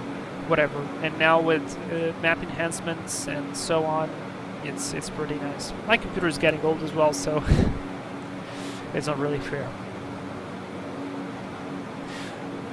Synchronous will know what we do in FSX. Oh yeah, FSX, I spent so much time troubleshooting as well. But at least, you know, it worked much more than Microsoft Flight Sim 2020 did for me. It was actually properly disappointing. Same flight I did the same, I lost 120 bucks too. Yeah, it was honestly, I felt completely robbed. That just sucked. It was just bad. So I don't know, like, screw them. Yeah, for once, like, at the same time, you know, I think, and I said this a couple of times, I think Microsoft Flight Sim is the best thing that ever happened to X-Plane, because if it wouldn't be for Microsoft Flight Sim, X-Plane wouldn't be evolving the same way it did, and it's keeping that. And I think it will keep pushing that. So competition is great, and that's really nice. Swap, yeah, I remember the installation time. Well, it took 1 week to install, and many more in 12. Oh, really? You took more time in X-Plane 12? It's actually not too bad for X-Plane 12. I don't use the Steam version. I use the standalone version because it's much more flexible and easier to manage rather than the Steam one. So I didn't feel that, in fact. Walney, sometimes scenery is not amazing. Let me improve it for you, lad. Thank you very much, Walney. Your sceneries are amazing, and I've been looking at the Yak 40 and thinking we have to fly it. I want to fly the Yak 40. I want to fly the Yak 40. In fact, you know what? I think while it's still pretty cold, we should catch up a pretty snowy location in Russia, like do a proper snowy live stream. I don't know. Synchronous Flyer, an X-Plane has a lot of 3D party stuff. Well, Synchronous Flyer, yes it does, but I think so does Microsoft Flight Sim. Like, they have a bunch of stuff that you can add on it, coming from scenery to airplanes to so on. But here's what I think. I believe that X-Plane has more freeware stuff in the point that gateway scenery. So most of the airports are decently looking. You have nice taxiways, they have nice taxi lines, they have all of that because it's a continuous work of the community for a lot of years. And they've been working on that, and it's really, really awesome. So like, I don't use custom airports 99% of the time probably, and they work, they're just fine. But then if you want to improve the default scenery, high chances are that you have somebody who did an improved scenery for free, which is amazing again. And then you have the payware stuff. What I feel with Microsoft Flight Sim is that you have a lot of payware stuff. I feel like a lot of people jump there because it has a huge user base and it's easier to make money. So they just went on it because, of course, in X-Plane, I mean, like, I felt a little bit bad doing this, but it's true. There is a very, very nice payware scenery for Svalbard, which for a long time was the only way that you could fly there, because X-Plane does not have terrain nor scenery nor nothing. It has the airport, but it doesn't have anything else in Svalbard for you to fly there. So the only way you could do that would be either to fly using a custom free distributed scenery that somebody made online, but it's not available anymore, or you'd purchase the $40 scenery for Svalbard, which looks absolutely insane. It's great, a lot of work went into it there, sure, but it's $40, and for me, paying $40 at this time of my life is a little bit annoying. Not annoying, but it's a little bit hard. So when I discovered that Ortho 4XP or Map Enhancement automatically built the terrain, even if X-Plane doesn't have it there, it was like, whoa, okay, I can fly everywhere because I'll have terrain everywhere. It works for Antarctica, Arctic, North Canada, everywhere, north of Russia, and so far all of these sceneries were either payware or custom built. So I remember, like, okay, I'm gonna build a tile, I know how to do the mesh for Svalbard, so the mesh looks good, and I made the scenery, and I thought to myself, well, anyone who's gonna go and think like, hey, I want to fly to Svalbard, this is full of water, I need to get some scenery. He's gonna Google some scenery, he's gonna find two options. He's gonna find my option, which is free and has this almost the same satellite imagery, and then he's gonna find the other payware option. It costs $40. What is he gonna get? What is he gonna go for? I think the option is pretty obvious. So,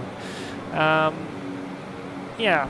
So, I mean, it's hard. It's hard. I remember thinking about this, and like, yeah, I'm probably gonna cut out that guy, but I just wanted to fly to Svalbard for so long. It just made me happy, and I wanted to share it with people, so I did it. So that's what I did. Yeah, and the same thing goes for airplanes. Like, Microsoft Flight Sim has 1,000 airplanes, and I think it even has more airplanes than X-Plane has, and they look better. Like, the instruments look better, the exterior looks better, maybe the sound is even better, but then like most of those are cash grabs. Like that's what people say online. I don't know. I never tried it, but that's what most people say. Then the others are not totally simulated, and then of course we have the ones that are really good, but again they're very expensive, so it's like you end up spending a lot of money. And yeah, that's about it.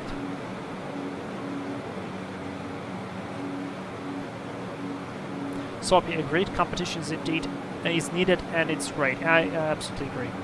And I think my message got lost somewhere. I mentioned that I flew 50 hours in Microsoft Flight Sim 2020 compared to 1,000 hours in X-2011 and many more in 12.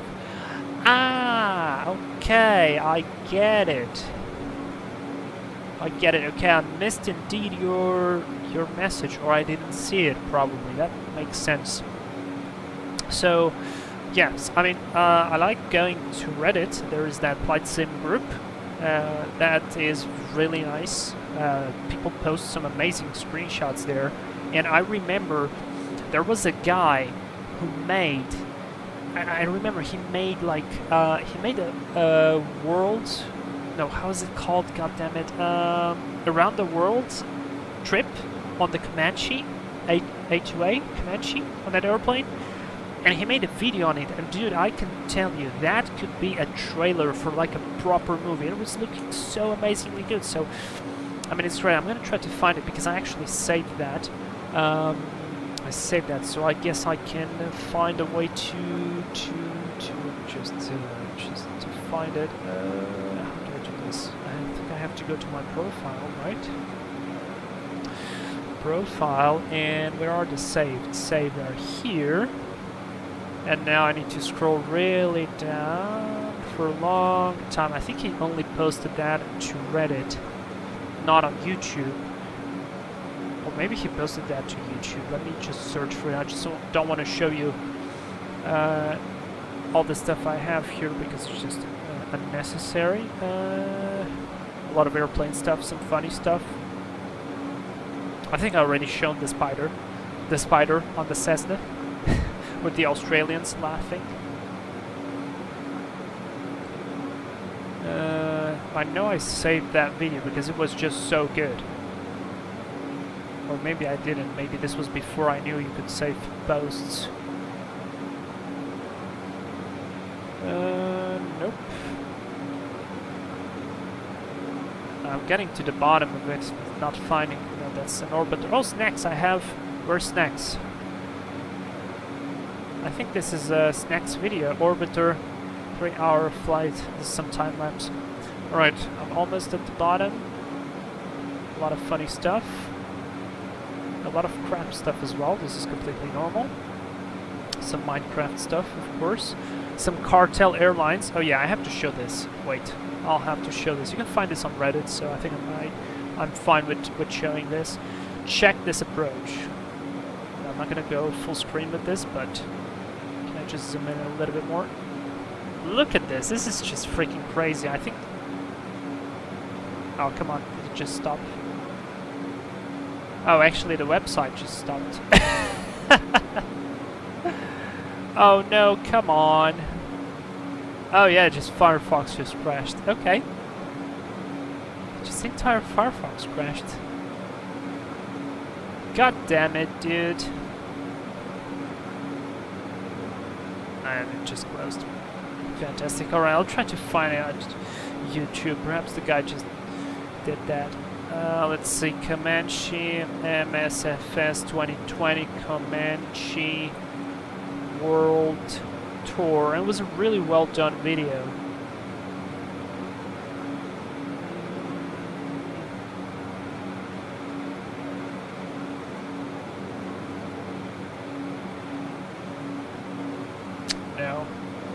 I find it funny when I search for something that my own video pops up. It's like, no, I'm not looking for that. Thank you. But it is funny. Yeah, the website just crashed. I'm gonna try to do it again. It just stopped. It just stopped working. Alright, I'll have to scroll down again a million hours. At least we're cruising. We're doing good. We are doing good, and so far we're avoiding all the weather, so that's very nice.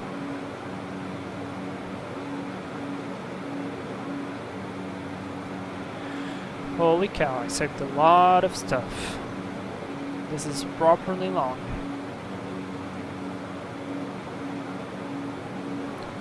I believe it's one of the first things I ever saved. It was just so good.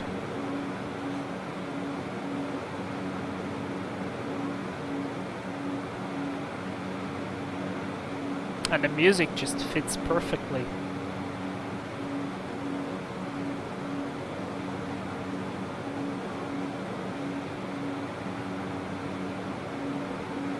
Spitfires, bird strikes. Oh, there we go. I found it.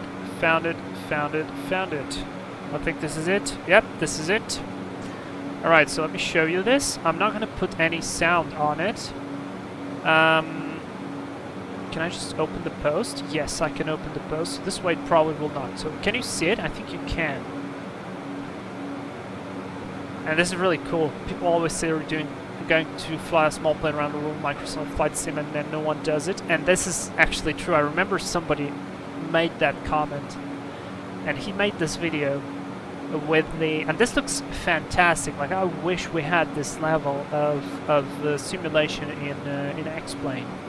Perhaps someday.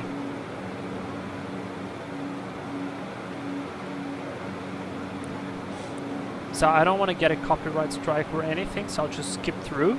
And I will do share, copy link, and for those who want to see it, I'm just now posting it on the chat, so you guys can go and watch. But it's a really, really well done video, and it looks amazing.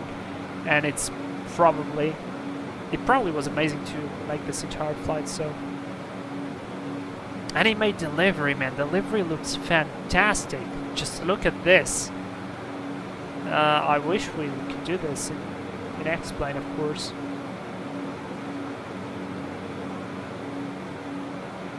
Made probably this with some sort of plugin. This is properly awesome. This is fun too. And then he made it back to the same airfield in the same spot. So really nice, real cool video. Go give him a like. 1.4K upvotes. This guy's, yeah, a lovely name that he has. I'm not going to pronounce it.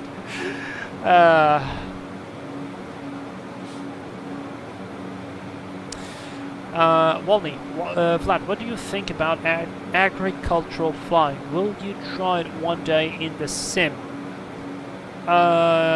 So I don't know. I just don't think it's really fun in the sim, because essentially what you have to do is just fly patterns really low, then pull up, just do like a 180, fly low again, just pull up again and fly low again. So I don't think there is anything special from it. Like, is it interesting? In real life, probably fun, but at the same time, maybe a little bit boring. And a bit risky, because you are constantly flying low, and it's probably a little bit slow, so I don't know. Syncrash Flyer, what do you think about the X-Craft's ERJ? Is it worth it? I don't have any access to it, so if you want Marco to give me access, send him a message and tell him like, hey, we'd really love for you to send a copy to Vlad so he could review your airplane. Probably is going to have a heart attack or something from that message, but you can try. You can try send him a message, and maybe he sends me a copy, of course. And then I'm actually very interested, because I had planned some flights in Africa where they operate, which I think could be very interesting, both for the scenery and for the airplane. So if you guys want to see a video for the ERJ, just spam Xcraft's Discord or whatever, like Marco, send a copy to Vlad, whatever, and I'll make a live stream for you, of course. Cooler, welcome. How are you? How are you doing?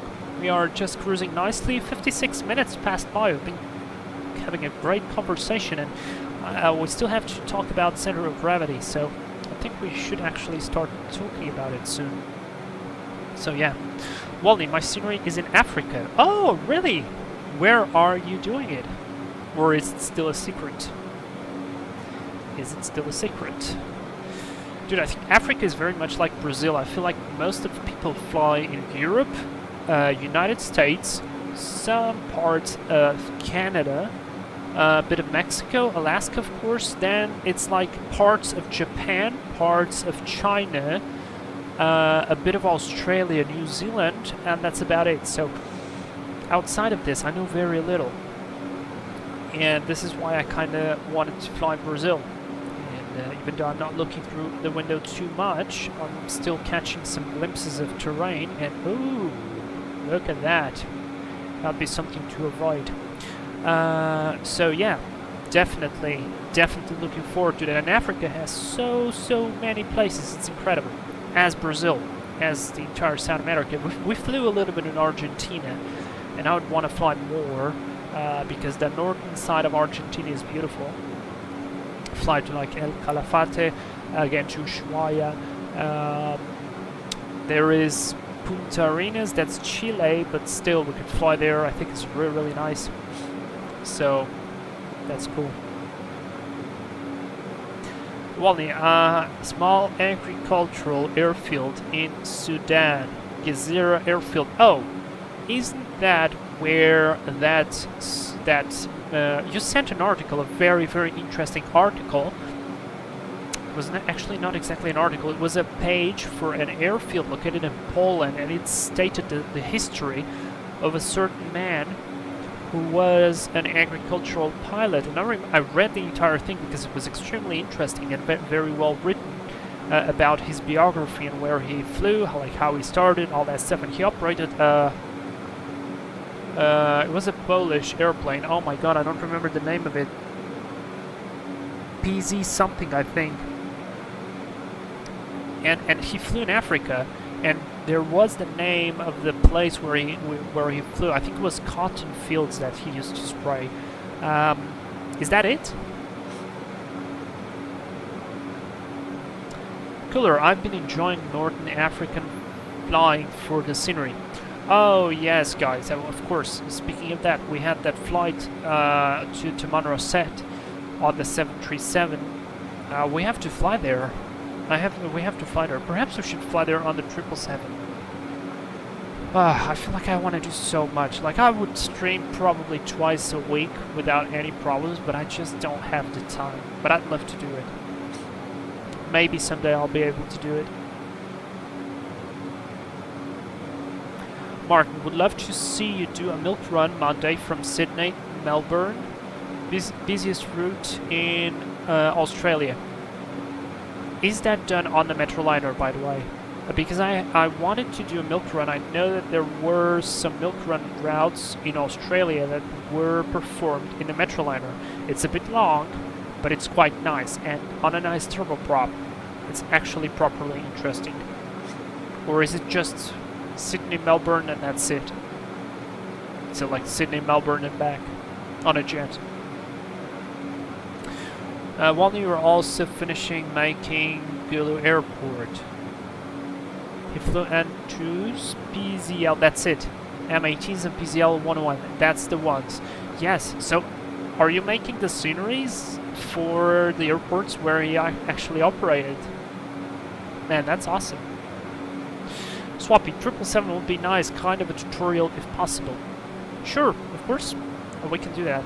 Maybe then I should do that next time, next live stream. Set this, let me confirm, because I might have actual flights for the next weekend, like properly real world flights, so we might need to anticipate that. So far nothing, so I guess no. So I guess maybe we could. Maybe we could. Let's see, how's the weather in Rio? So far, few 1,800 broken, 4,000, and it's good. The winds is 160 at 10. What's the forecast? Forecast from 18 to 24, tempo, visibility 2,000, thunderstorm and rain broken 1,000, few 3,000 CBs. good. Perfect. That's a lovely weather. Lovely weather.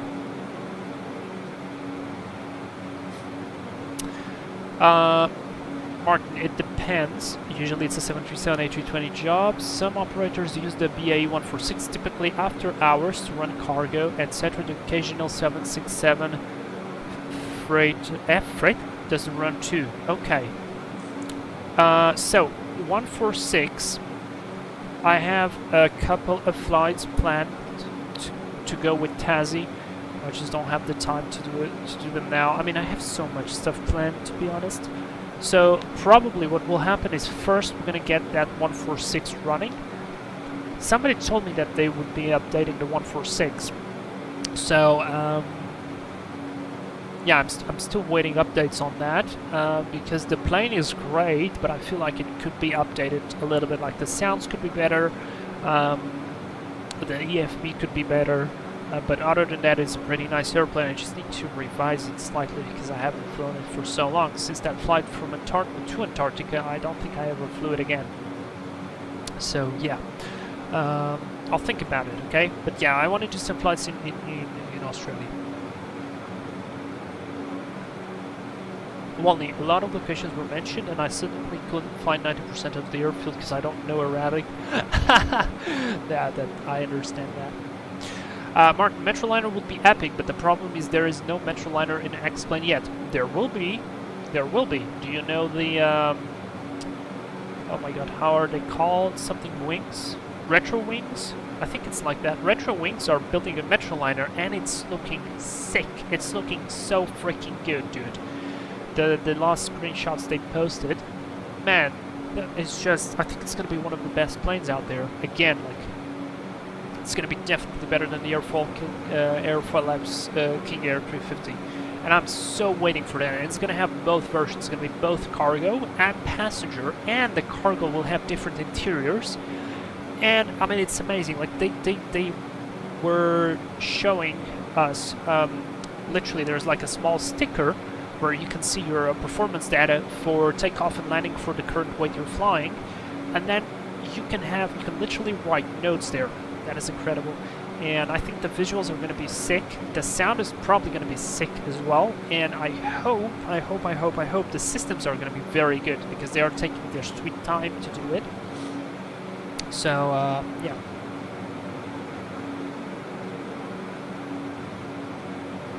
Walney, oh, you're going to be learning Arabic.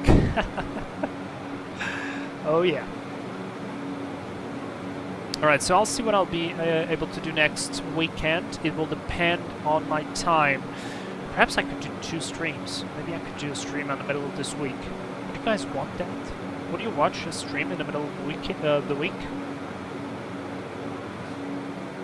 Martin, yes, they are definitely taking their sweet time. Absolutely. Okay, so I wanted to talk about center of gravity. We have about 1 hour flight to go until we start our descent, so I think it would be good to talk a little bit about it, like 15 to 20 minutes, just about center of gravity. So what is exactly center of gravity? Why is it important in the airplanes? Why is it so significant that you do not go outside of the center of gravity limits? And what are the possible effects, causes that can have? What is the optimum center of gravity that most time you want to have as a pilot, depending of course on the airplane that you fly, the mission, etc. And how do we calculate the center of gravity for the airplanes? So I'm going to bring examples for the smaller airplanes and for the bigger airplanes. We're not going to go through the larger airplanes because I want to bring that on a different live stream, on a different topic, because it's slightly a longer topic, and I think it would be better if I just started talking about that from the start until finish. Then it would be probably much more interesting for you as a viewer. So let me grab my paint for the whiteboard. Best thing ever out here. So put this on and let's start. So the center of gravity is essentially just the point where all the weight, so the resultant all the weight on your airplane is actually acting. So if you could like balance it all on one point, that's where the center of gravity would be falling. So for instance, sometimes I like to play, you pick up a pen or a pencil and you try to balance it on your finger, and when it's balanced on your finger, most probably you are just pointing on to the center of gravity of the pen. So let's say you have, I don't know, I'm going to do an example. You have a very, very long piece of wood and you have different objects on it. Like, I don't know, I'm just pulling some objects. And when you balance that, so you find a spot where it can be balanced, that's where your center of gravity is located, okay? On airplanes, it is important to understand where that center of gravity is located, because everything on the airplane rotates around the center of gravity. So we talked about lift, how lift works, effects of lift, all that stuff. We talked about flight controls, right? And we talked about those forces, thrust, etc. All of those forces act around the center of gravity. So let's say, as a very simple example, let's imagine that this line here is your plane, right? Your center of gravity is right here, and you exert a certain force right here. It's going to rotate, of course, around the point of center of gravity. So, why is it important to keep your center of gravity inside of the limits that are stipulated? Well, it's very simple. You can have an uncontrollable airplane if you are outside of the center of gravity. So picture this. I'm going to draw an airplane, a very simple one. So there is an airplane right here, like that. There's the rudder, there's the elevator, there's a wing, there's another wing right there with the engines, all looking good. You're flying nice and happy, and your center of gravity is located right here. Okay? For instance, lift acts at the center of pressure, right? So it acts right here and pulls it upward, right? If it pulls it upward, it will rotate around the CG. The nose will want to go up. So you'll have to apply a certain elevator control to pull it down. So you have to compensate that with pulling it down. Okay? Let's say that the center of gravity is way too forward. So it's like, I'm gonna exaggerate on this one, okay? So it's like way forward. So it's actually weighting down, so the nose is heavy. The lift is pulling it up, or it's actually, well, on this occasion, if lift is pulling it up, it's actually not even pulling it up, it's pulling it down because it's rotating around the CG. And you're trying to pull this up with your elevator, but of course, like every flight control, it has a certain maximum, a certain amount of effectiveness that it can reach. So you can pull fully aft and still be descending. And this of course can change with speed, configurations, weight, etc, etc. The opposite could happen if your center of gravity would be too much backward, too much on the aft section of the airplane. You would have a way too light nose, so the nose of the airplane would be coming up very easily. So that could, for instance, lead to a tail strike. So let's say you would be rotating, right? You are on your takeoff roll, you start to roll up, lift the nose up, and because your nose is too light, you just hit the tail. And if it's too back there, you lift off, your nose keeps going up, you know what happens next, right? You exceed your angle of attack and you stall, and you have a huge fireball. That has happened, unfortunately. So it's very important to remain within the limits of the center of gravity. Okay? Also, even if, let's say, you are within the limits of the center of gravity, I'm going to assume I'm going to put two lines here. This is going to be the forward limit and this is going to be the aft limit, okay? Within these two, you can move your center of gravity and you can have a controllable airplane, and it's going to be all fine. So as a pilot, usually flying jet airplanes or even flying this one, this King Air, you can see that we have a slightly nose-up attitude, right? So that the pitch is slightly upward. Most jet airplanes also fly with a slightly nose-up attitude. So a CG that's moved slightly back, towards the aft position, is more valuable or more efficient than a CG that's forward. To explain that, I saw a very, very nice example. So imagine the following. Your CG is located a little bit forward than it should be, okay? Or it's within the limits, but it's just a forward CG. Alright, so the airplane is completely controllable, all is fine, all is good. You have your lift, right? So the lift is pointing upward, you're flying straight and level, and when you're flying straight and level, the lift has to be equal to your weight. So let's assume this airplane weighs 15,000 kilos. So your lift equals 50,000 kilos, or if it would be correctly, it should be 500,000 newtons. So I'll just say it easily, like that, okay? So because the CG is slightly forward, your airplane is slightly more nose heavy.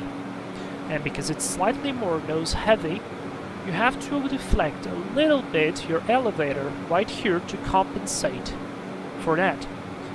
And of course, if the nose is heavy, you want to push the tail down, right? So the elevator is actually creating a force down. And let's assume that this force is actually, I don't know, weighs 800 kilos. So suddenly the total amount of lift that you have to produce on your airplane is not only 50,000 kilos to make it fly straight, it's actually the plus 800, because otherwise it will start to descend. Does that make any sense? So now what happens, your airplane is, it's like imaginary heavier. Yes, you have to produce more lift. Producing more lift means increasing angle of attack, and that means increasing drag, both induced and a little bit of the parasite drag that we spoke about on the last live stream. So this is why as well, within even the normal CG limits, it is also beneficial for the company where you operate to have a slightly aft CG in order to have some fuel savings. Does that make sense? I think it's good. Okay, so how do we calculate CG? To calculate CG, we have to understand three concepts. The first one is called, or I want to call five concepts, okay? The first one is, of course, the weight of the object. This can be in newtons, it can be in pounds, it can be in kilos, it can be in whatever you want or your manual of the airplane decides to be, whatever. So you have your weight. Then there is something called the arm, okay? The arm is the distance from where that certain weight is located based on a datum, okay? So what is a datum? The datum is like the 0-point reference for all of your arms, for all of your distances, depending on where it is located. Essentially, let's say that the datum can be anywhere. So let's say we have, like, I don't know, a piece of wood here with a couple of objects, right? And if I say that the datum is here, right, this object will be located, I don't know, 20 centimeters, this one will be at 40, this one will be at 60, okay? The datum can be located here. So this object will be at plus 10, this will be at plus 30, and this will be at minus 10. This is very important, because we need weight and arm based on a datum to calculate a moment. What is a moment? A moment is a force that is done by the object. So the longer the arm, let's see that this is the point where it's acting. If you're doing it right here or you're doing it right here, we're going to have different moments because this distance is shorter than this distance in total. And so this object will have a lower moment than this one. This is like the, was that Greek philosopher that said that give me a point where I can place a long stick and I'll move Earth. Something along the lines of this. This is how cranes work, okay? So this is very important because CG is calculated essentially by getting all the moments, so total moment divided by total weight. And this will give you a distance from the datum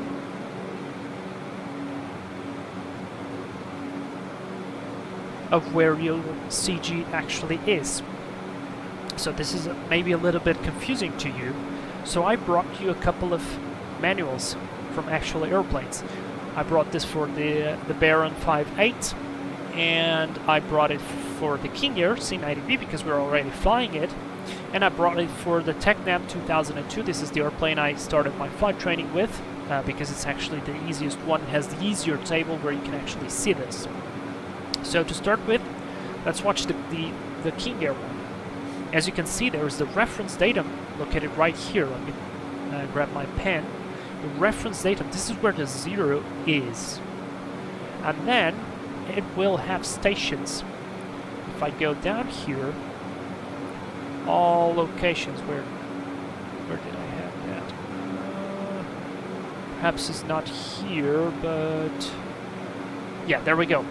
And then you have stations. You probably recognize this picture, and all of these stations have a certain distance.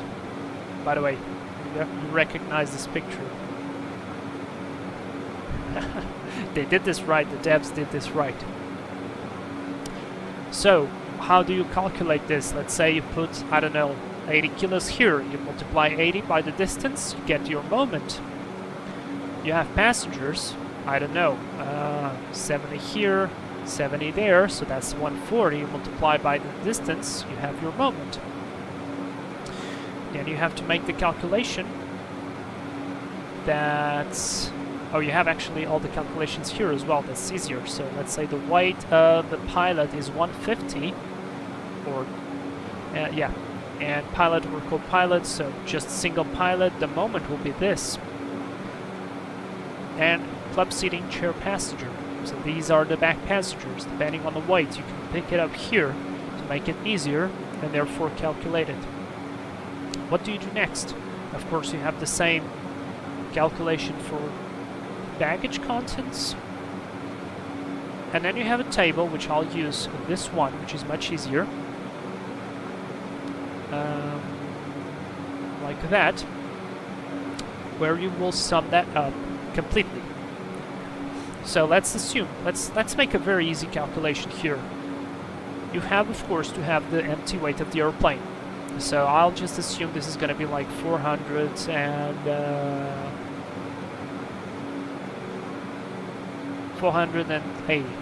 I don't know.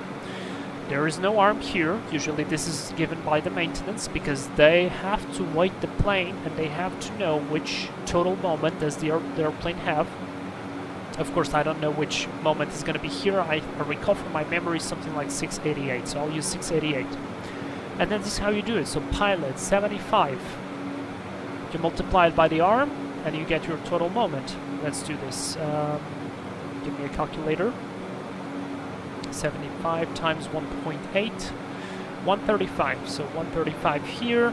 It will be co-pilot. Let's assume the same. 75, 135. Baggage. Do you have any baggage? As you can see, the baggage compartment is further away because it has a longer arm. So let's assume we have 5 kilos of baggage. So 5 times 2.25. So that'll be 11.25. And then your usable fuel, it's important that you put it in kilos. Yeah, I say this because our airplanes, we use liters. So let's assume, I don't know, we have We have 90 liters. So 90 liters of avgas is going to be waiting. Crap. 90 times 0.72. It will be waiting 64. So 64 kilos of fuel. 64 times 1.53. That's going to be the moment of the fuel. That will be 97, 92. So now I can sum all of this. 480 plus 75 plus 75 plus 5 plus 64. This will give me 699. And probably my weight of the airplane is wrong because our maximum weight of the airplane is 620. So this is definitely wrong, but it doesn't matter. We're just calculating. Okay, and I do the same for the total moments. So 688 plus 135 plus 135 plus 1125 plus 9792. This gives me 2180.9. So this is going to be my takeoff condition. This is going to be what I'll have for my takeoff. Then it is really important as well to check the center of gravity progression as you fly. Why is that? You burn fuel. If you burn fuel, that means that your moment of fuel from the fuel tank is going to be lower, and that will shift center of gravity. So that's why we do that as well.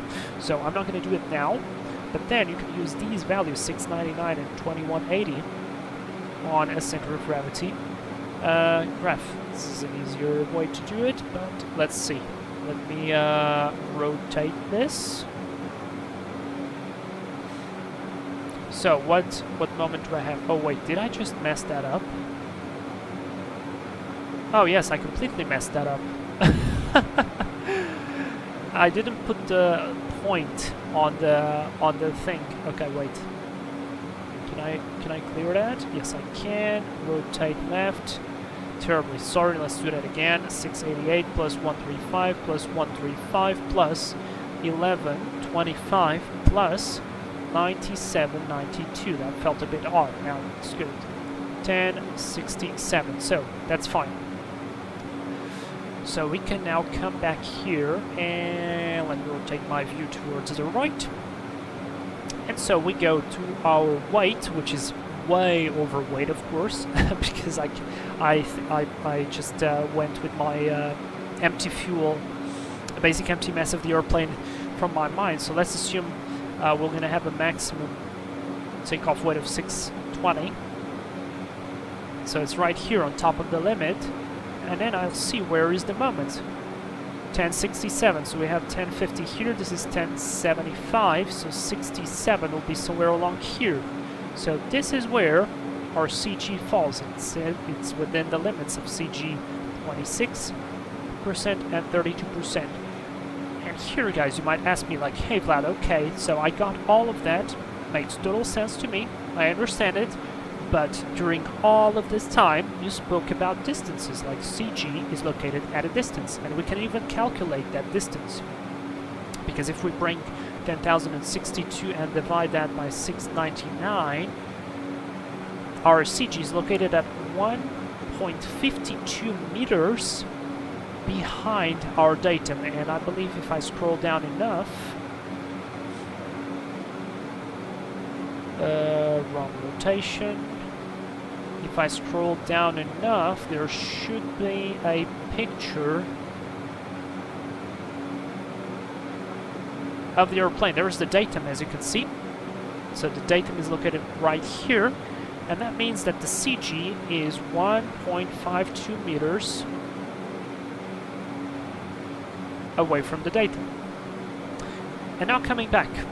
So, yes, Vlad, okay, that's fine, but that's distance. And on that graphic that you were showing us here, I lost it. God damn it. On this one, you had percentage of CG. Why is that in percentage? And why can't CG be in percentage? And I'll say, okay, very good point. It's a very good point, and that's because CG is sometimes, especially on bigger airplanes, represented as a percentage in terms of a mean aerodynamic chord. And then you'll ask me, okay, but what is a mean aerodynamic chord? And I'll explain it.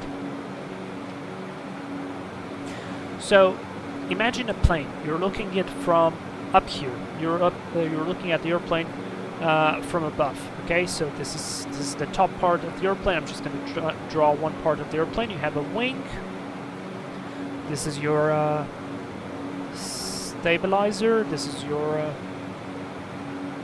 horizontal stabilizer with the rudder, all that stuff. Your cockpit is right here.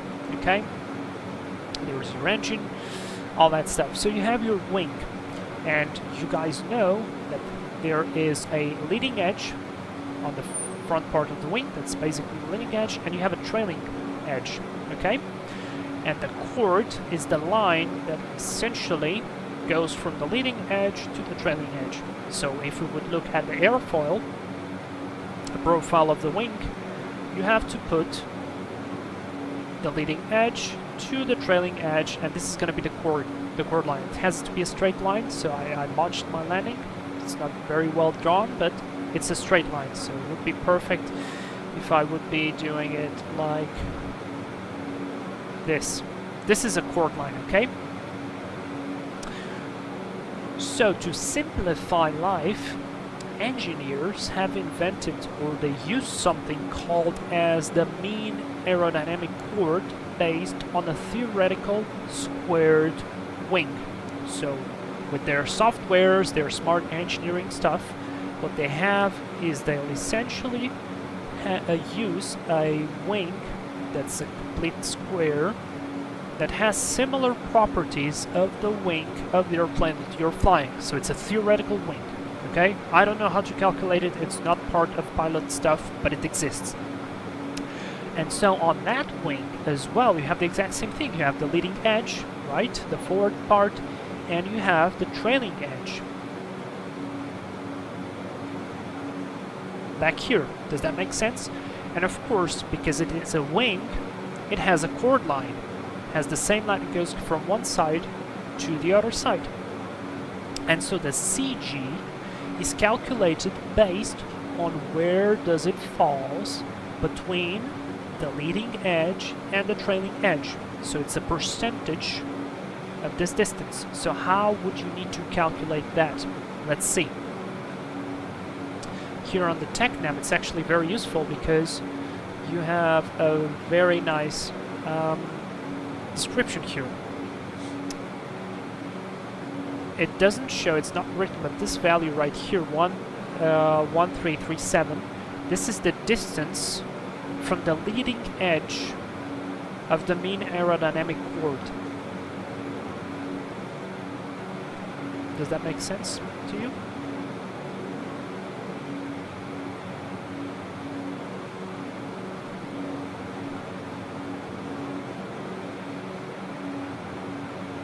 And the question now is, I don't remember which is the total length of it. Oh yeah, this is the distance, that's correct, and this is the length of the mean aerodynamic chord itself.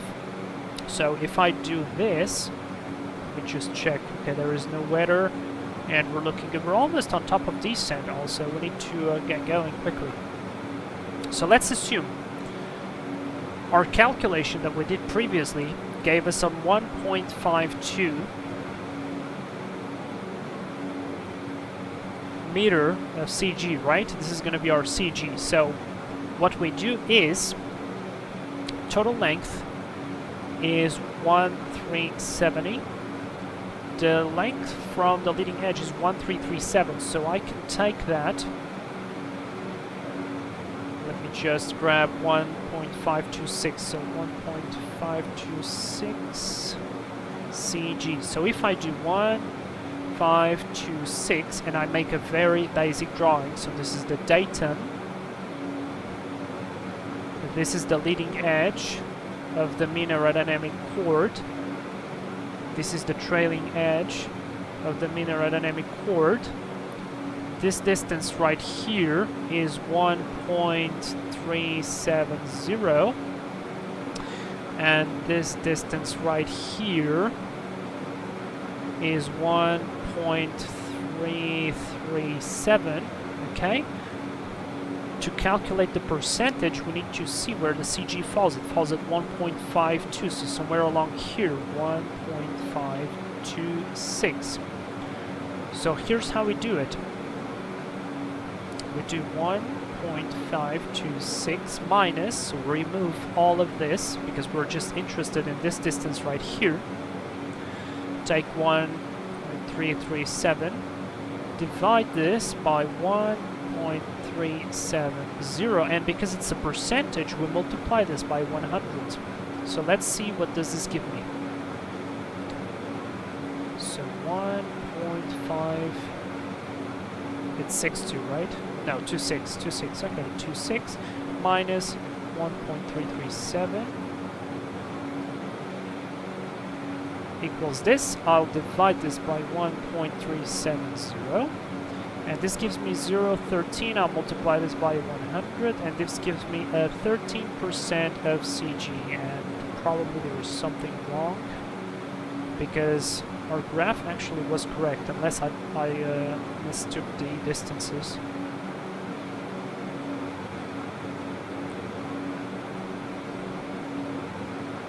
Forward limit is 26. Oh yeah, because does that make sense?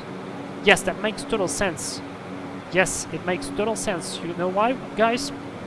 I know why. Because this value right here was calculated with a weight of 699 kilos, so it is completely out of the equation. And I just got the other one because, well, essentially, makes total sense. If I would progress these lines, 699 would be somewhere along here, so it would be outside of the 26%. Okay, so just to make it interesting, let's assume that we don't have 526, but we'll use the same moment that we had, which was 1067. We divided by 620. 1067 divided by 620 gives me 172. So let's assume 172 here. 720. This should give me somewhere between 26 and 32 and a half. So I remove this one.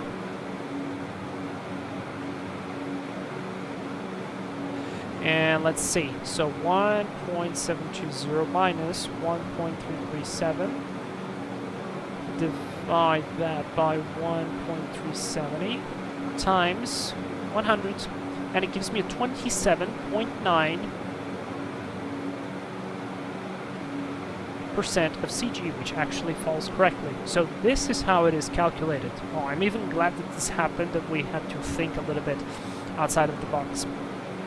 So this is how you calculate CG. And then, of course, on larger jets, you have what's called the load sheet. So it's all the same principle, same stuff, but you calculate it on a slightly different way with this. This is a load sheet. A trimmed load sheet for an average, a generic, medium to long range jet. So this is how you kind of do it. I'm going to do it very, very extremely basically, but I need the pen. Oh, I can't write here? Oh, this is annoying. Okay, so essentially you have a dry operating index that gives you a number where you start from. Let me just take a screenshot. And I can close this. Close all tabs. I don't want to save any of this, and I want a new one here. Don't save.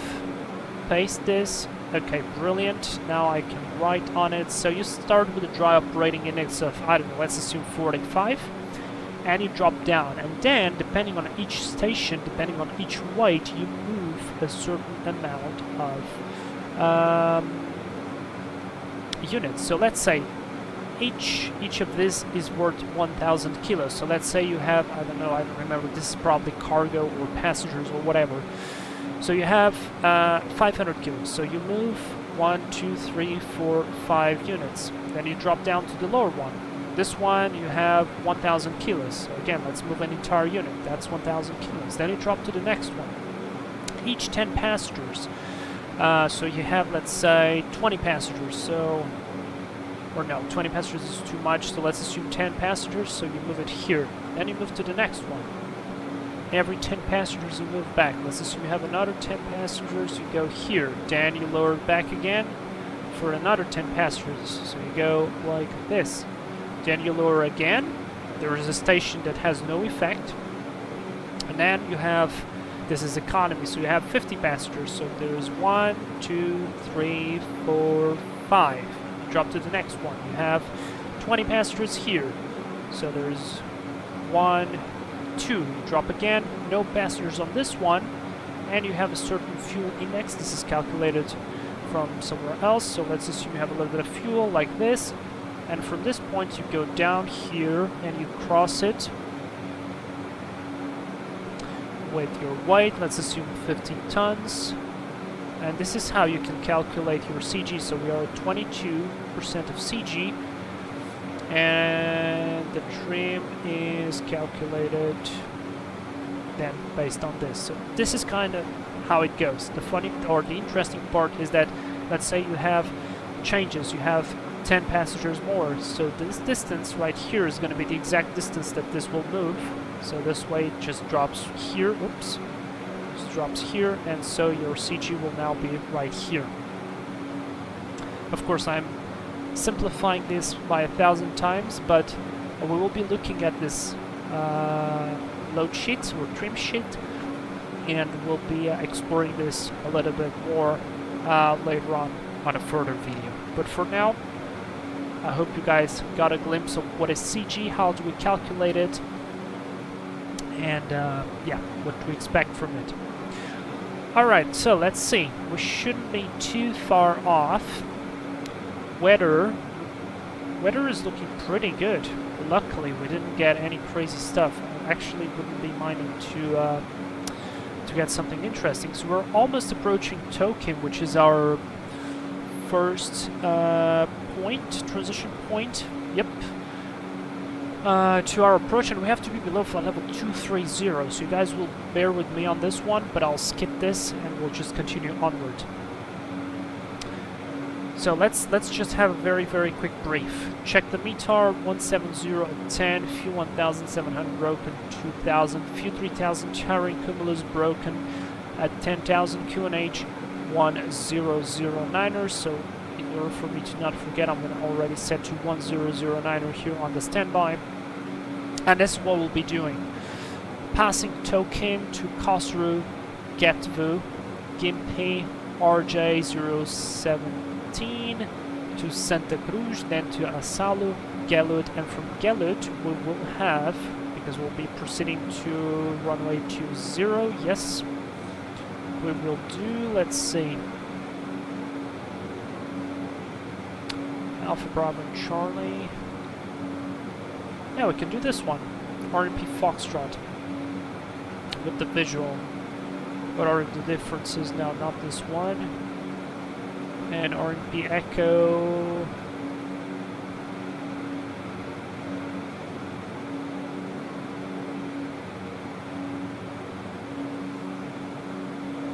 The minimas are different. This one has lower minima, so I'll go for this one.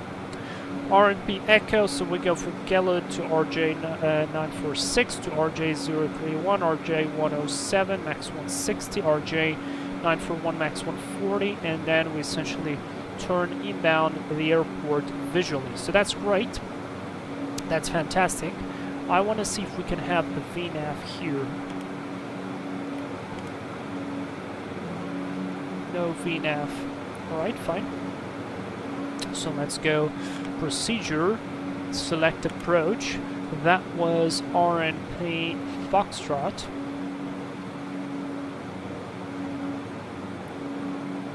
RNP 20 left Foxtrot. That's it. Via Gallut. Minimus for us 700, but because operational constraint and this is MDA, we'll add 40 feet. So Barrow 740.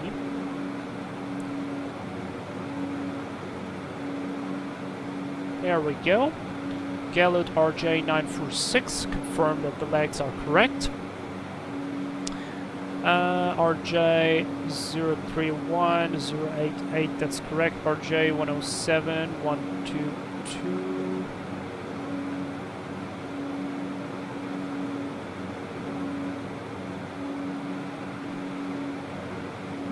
So that's correct, that's correct. The last one is not showing though. 52. Alright, I'll check it for a second. Let's hit load. Token. Oh, it went for the next one. No. I want to go.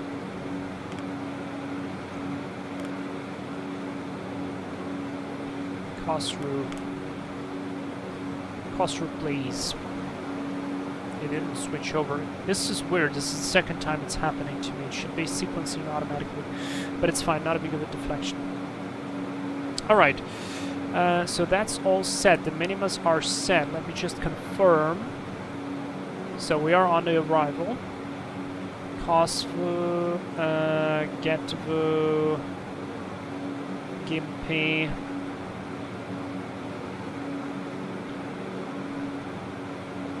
Yep. Correct. Usalu. Gallut. And from Gallut we start the approach. That's correct. Initial approach fix 6,000. Let me confirm. Then 4,800. Correct. Then 3,000. Correct. And then this one on. This is a weird one. It should be 122, and we have 094 here. Ah, no, wait. Sorry. This is the last one. 09412, that's correct. 4 miles and 5.2, that's correct. And then the missed approach instrument goes there to RJ249er into a hold above 4,000 feet. Okay, so this is all looking good. We've already checked the range, so that's great.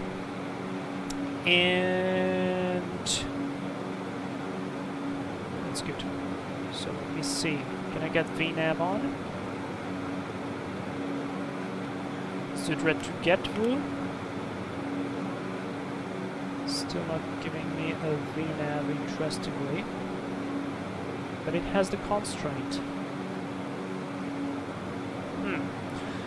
How far are we? 33 miles from Getvu. Alright, let's do heading mode. Let's get 10,000. Vertical speed down. Or I could just go for a level change. Drop the power. Leave it above 420 so we don't have the ignitions on. And we're landing at sea level, so I can put this to sea level plus 500. So the cabin pressurization will start to decrease. Good. There we are, Getvu at 10,000. We're looking nicely. Looking fantastic. I'll disable the prop sync already. We're descending, so very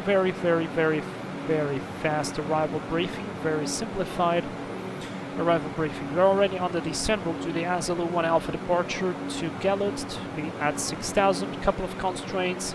Get to between flight level 180, Gympie below 80, RJ 017 7,000, then to Asalu at 7,000 and Gallut 6,000. This is probably due to the other big airport that's in this area that we have to comply with. Transition altitude, or transition level for us, 880, and from there we'll do the RNP Foxtrot. This is page 22-1 for Cat Alpha Bravo and Charlie, so we comply with category Bravo. And we'll go from Gallut mandatory 6,000 to RJ 946 at 4,800, and RJ 031 3000, RJ 107 maximum 160, descending to 1,980. This is our final approach fix. well, from where we'll intercept the descent until our MDA, which is going to be 740.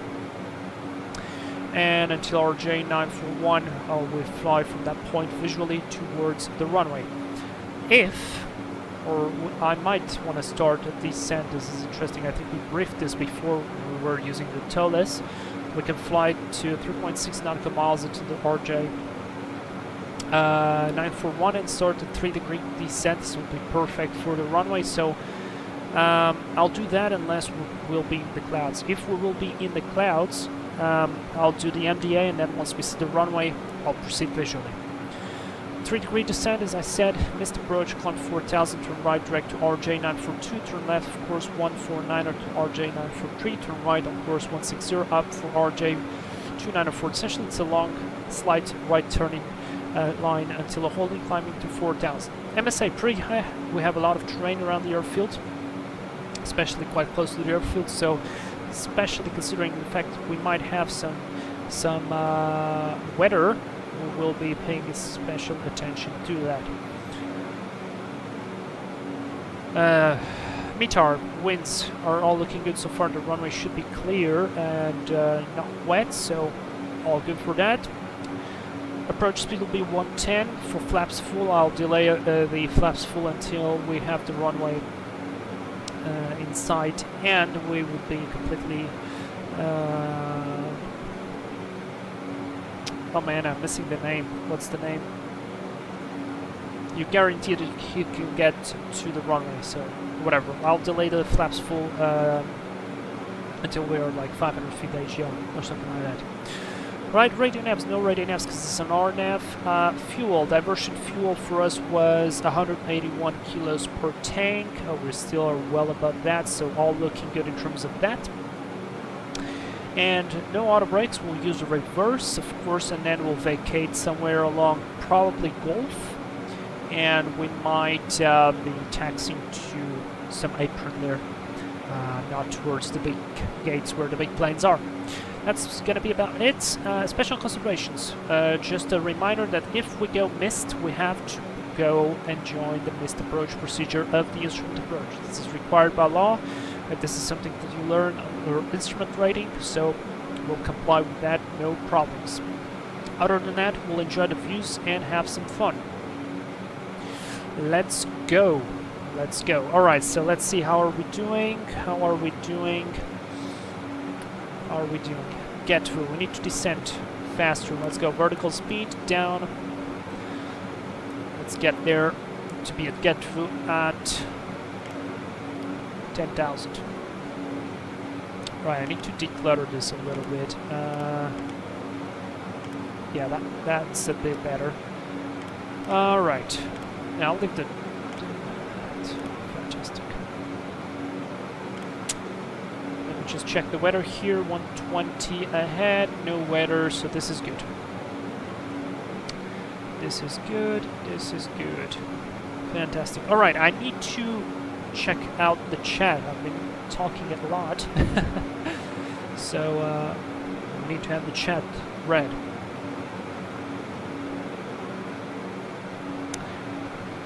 Actually, not that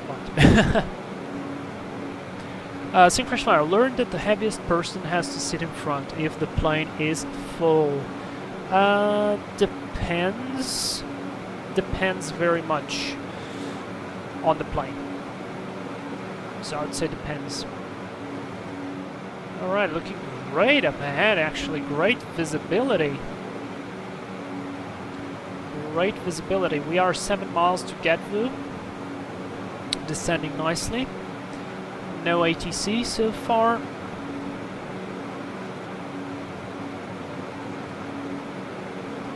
Oops, don't wanna burn our igniters. It's very, very sensitive. So there we go. So be slightly above. Slightly above. That's alright, let's go 8,000. We have to be at 8,000 or below at Gympie. 1 hour and 53. I could pull the vertical speed even more down. There's no problem with that.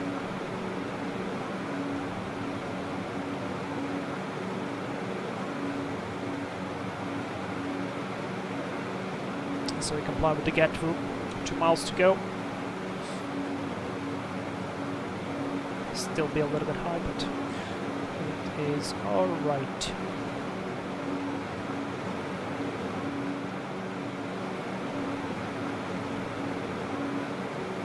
So set this, by the way, I think I need to make a I need to make a poll. I need to make a poll topic for next stream.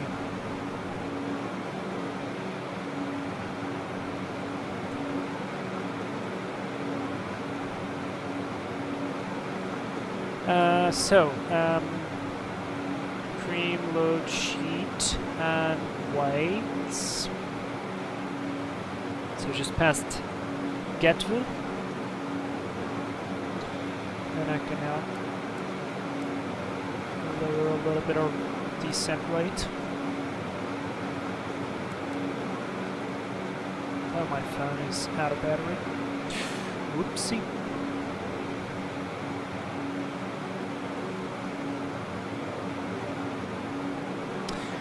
So, trim sheet, low weights, weights. What else did we had? Yeah, that was that. Full planning. Full flight planning. And I think for now would be it. Do you have any other suggestions? Oh, yes, engines. Engines, so engine rates and... I'll just speak about turbine engines. And power settings. Good, that'll be at 10,000 feet as pass recognition lights on. That is set. Continuing on to 8,000. Power is good. Keeping some speed in because we're descending. We can fly slightly faster. Why not use that? Especially because it's a King Air. It will stop in a heartbeat.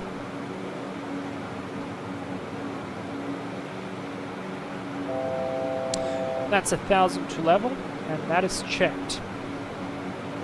So I am leveling off at 8,000 there, so I'll put 7 because we have mandatory 7,000 at Romeo Juliet 017.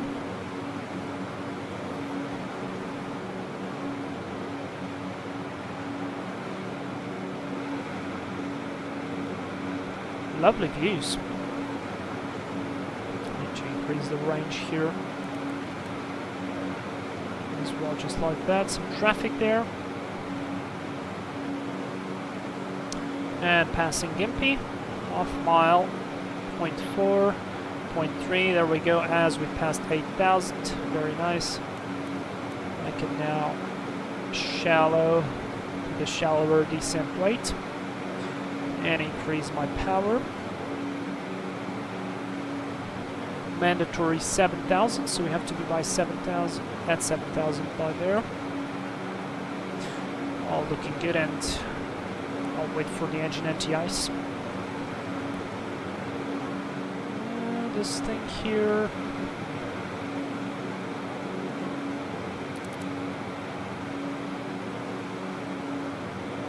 Let's put the range to 40 miles. We have a better reading of what's ahead of us. And I'll probably tilt it up even more.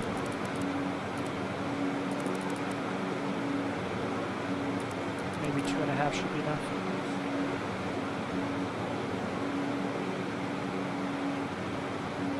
Alright, looking good. We're past flight level 80 by the way, so let's go PFD standard barrel off. QNH was 1009er. So we're almost leveling off. Brilliant, 1009er is set.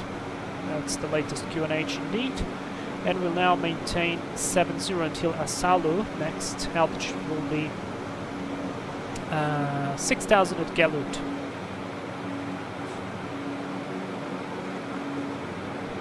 Sinclair Flyer. OC on a small plane like C-172 or SR-22. Yep, I would do it on a Baron. I would do it on a Baron. That's one airplane that would perfectly fit that. Alright, very good, 7,000. Can even add a bit of speed here.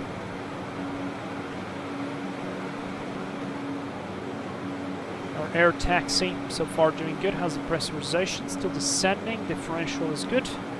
Great. Alright, bar is going to go off for now, so guys in the back are not going to be concentrated on doing something else apart from yeah, I don't know. Alright, let's see. Approach checklist. Approach, setup brief, this brief, recognition lights are on, windshield heat is on. Approach checklist is complete before landing. Gear, feather, landing lights, yaw damper, props. Okay. I'll keep the yaw damper on though.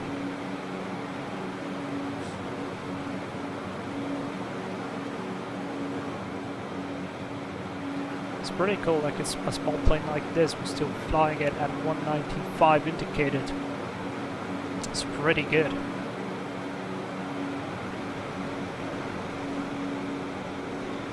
Pretty good. Right, we're reaching Santa Cruz, VOR. It's weird because I know how to read Portuguese. And I talk Portuguese, of course, so I see the names in Portuguese and I want to pronounce it with a Portuguese accent, but then I'm talking English, so it becomes a little bit funny. Oh, and we didn't talk about why. Nobody answered, by the way. Nobody answered why in Brazil we have so many thunderstorms. Why now? Alright, Usalu, and from there we go to Gelud. So once we're established on Gelud, I'll activate the approach.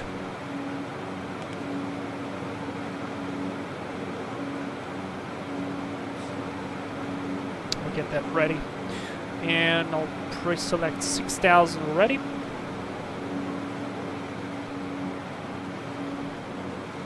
Right, folks, we'll be landing in 10 minutes, so make sure to have your that you have fastened to your seatbelt, and remove the tray table. Make sure you have nothing bouncing around. Might get through some clouds, get some turbulence.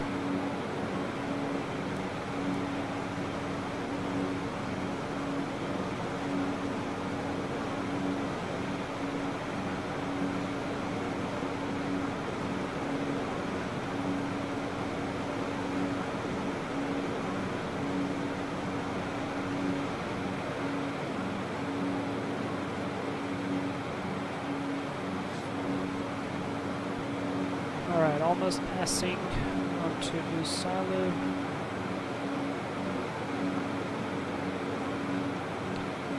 Let's go vertical speed now. Start to descend.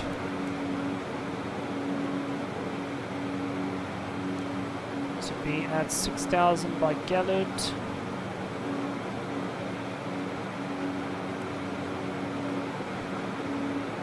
Once it levels the wings, I'll activate the approach. Just about now. Activate the approach. There we go. Now we even have a VNAV. 2.5, yeah, I'll take that. So kind of decrease now the vertical speed. So 6,000 is set, and now I can put a lower altitude. Let's set 3,000 to start with. We're looking good.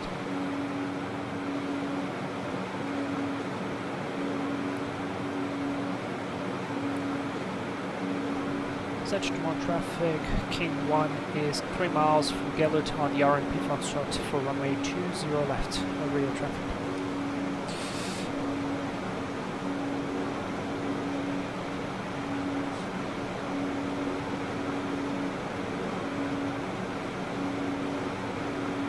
Let's see if the VNAV actually works.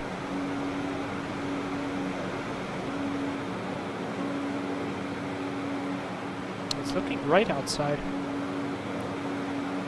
Let's go VNAV, VPath, fantastic. So I can reprise this probably. And yeah, I could. Totally could. There's altitude. Let's go down to 740 was the minimum, so let's do 800. And there we are in the descent.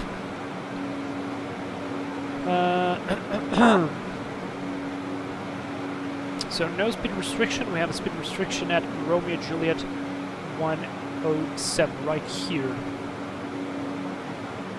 at 160. I'll get that no problem if I reduce the power.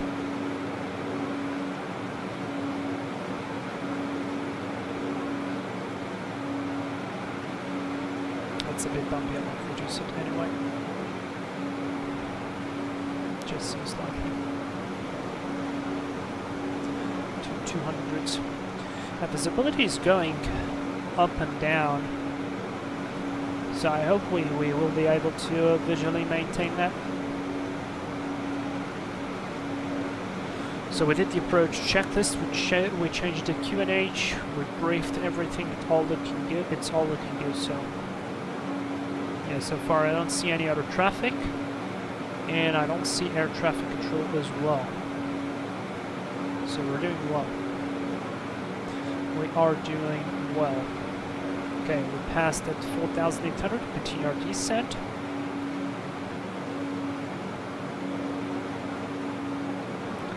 Adjusting the speed.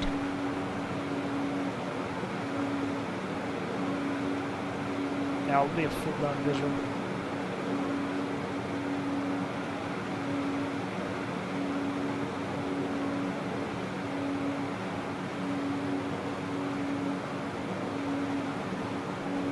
Still haven't put the props forward because we are over a populated area. And with the props forward, they make quite a lot more noise. So, saving the people down there from that. From the point 941, we go visual. This is where the airport is, right here on this little island.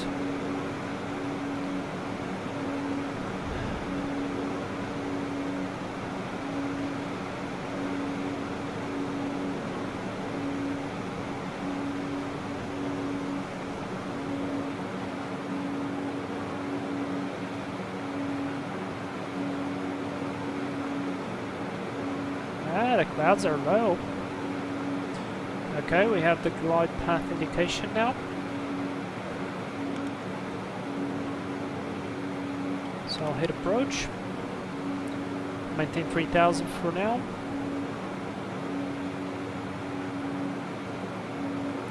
And decelerate to 160. LNAV plus V, so vertical guidance. That's good. 22 degrees outside. There's the glide path.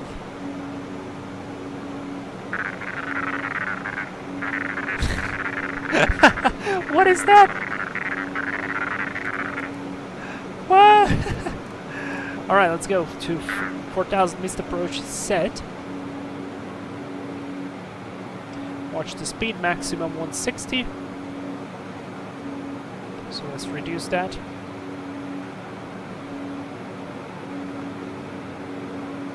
Doesn't want to reduce. Alright, I'll put the props forward then.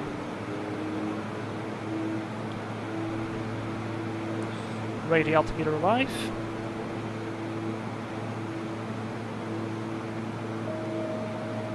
That's checked, that's the gear.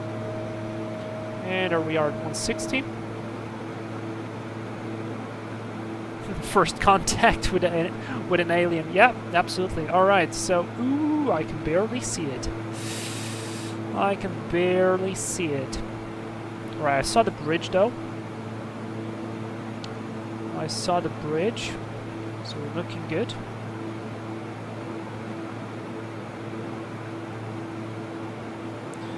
Alright, let's go ahead and adjust it. I see the bridge. I'm gonna put my visual chart, so as we are gonna be passing over the bridge,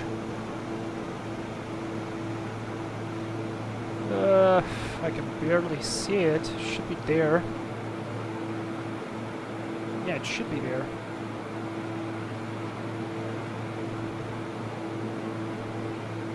Alright, remember minimize 740. So in fact, I could already autopilot off. Let's do flight director off. Let's go gear down. Flaps approach, landing lights on. Let's put the engine anti-ice on. For the I'm missing the name, goddammit. For the possible debris that can be on the ground. Adjust the power. And we're flying visually at this point. Alright, runway's inside now. Good.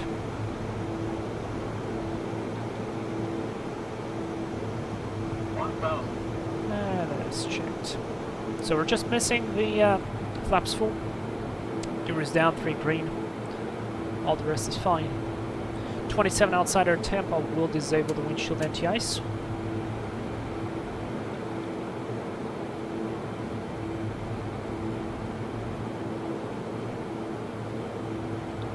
And the Shadows Island, this one on the right, smaller one.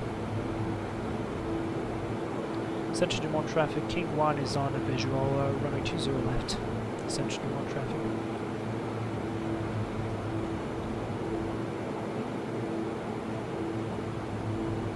So maybe a little bit high, but we're doing good.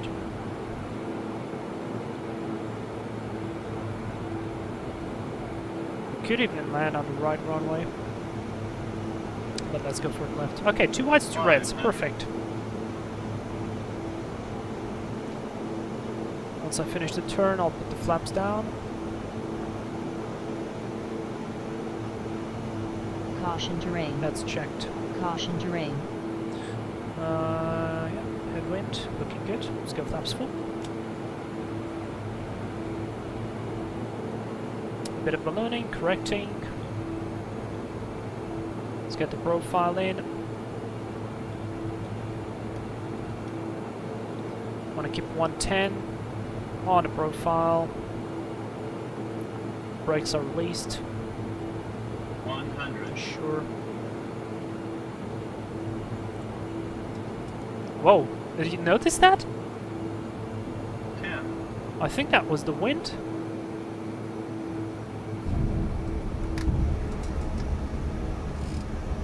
And reverse.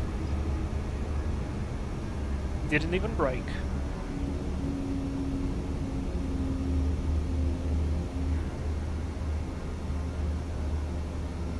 And I think we could vacate here. Yes, we could.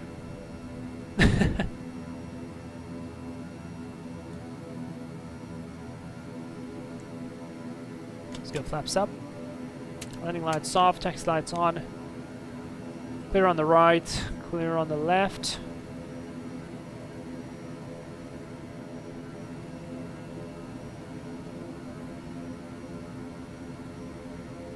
And ignition's off, auto fader off, recognition, strobes off, hot 5.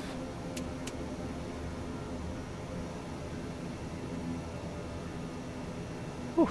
It wasn't amazing, but was pretty interesting. I liked it. Alright, transponder. On. Back. No warnings. All looking good.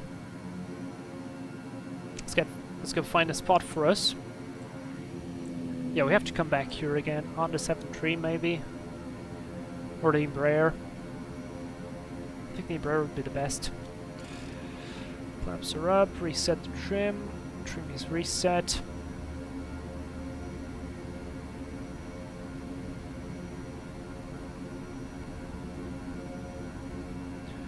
That goes off, that goes off.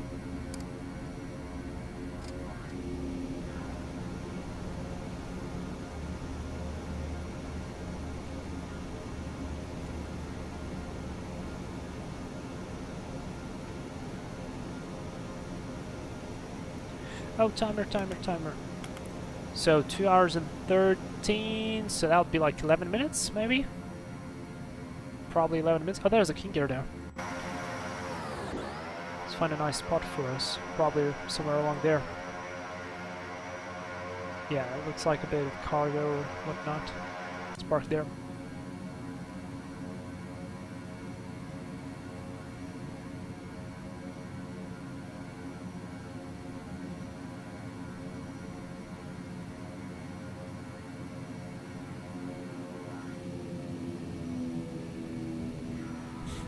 It properly accelerates when you get out of beta.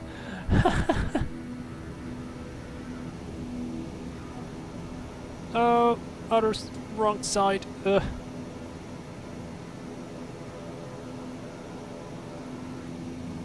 We got the marshaller. Let's use him.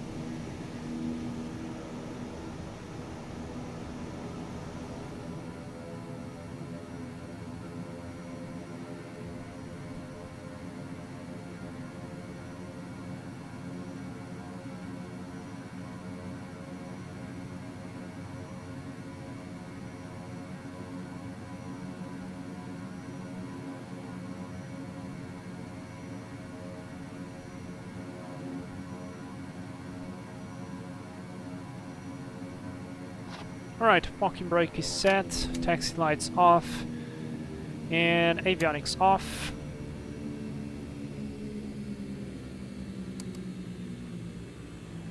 Turbine RPM below 30, fader, and seatbelt signs off, beacon light off, gens off. And let's do transfer pumps off, crossfeed off, below 10%, boost pumps off. And I could put the battery out, but I will not do it. I'll call the GPU instead, and I'll open the door for you, the passengers, to leave. That wasn't too bad. Wasn't too bad. Definitely not an amazing approach. I don't know why, but for whatever reason, last time happened the same thing. When we went there, we started to fly over the field, or sorry, over the bridge.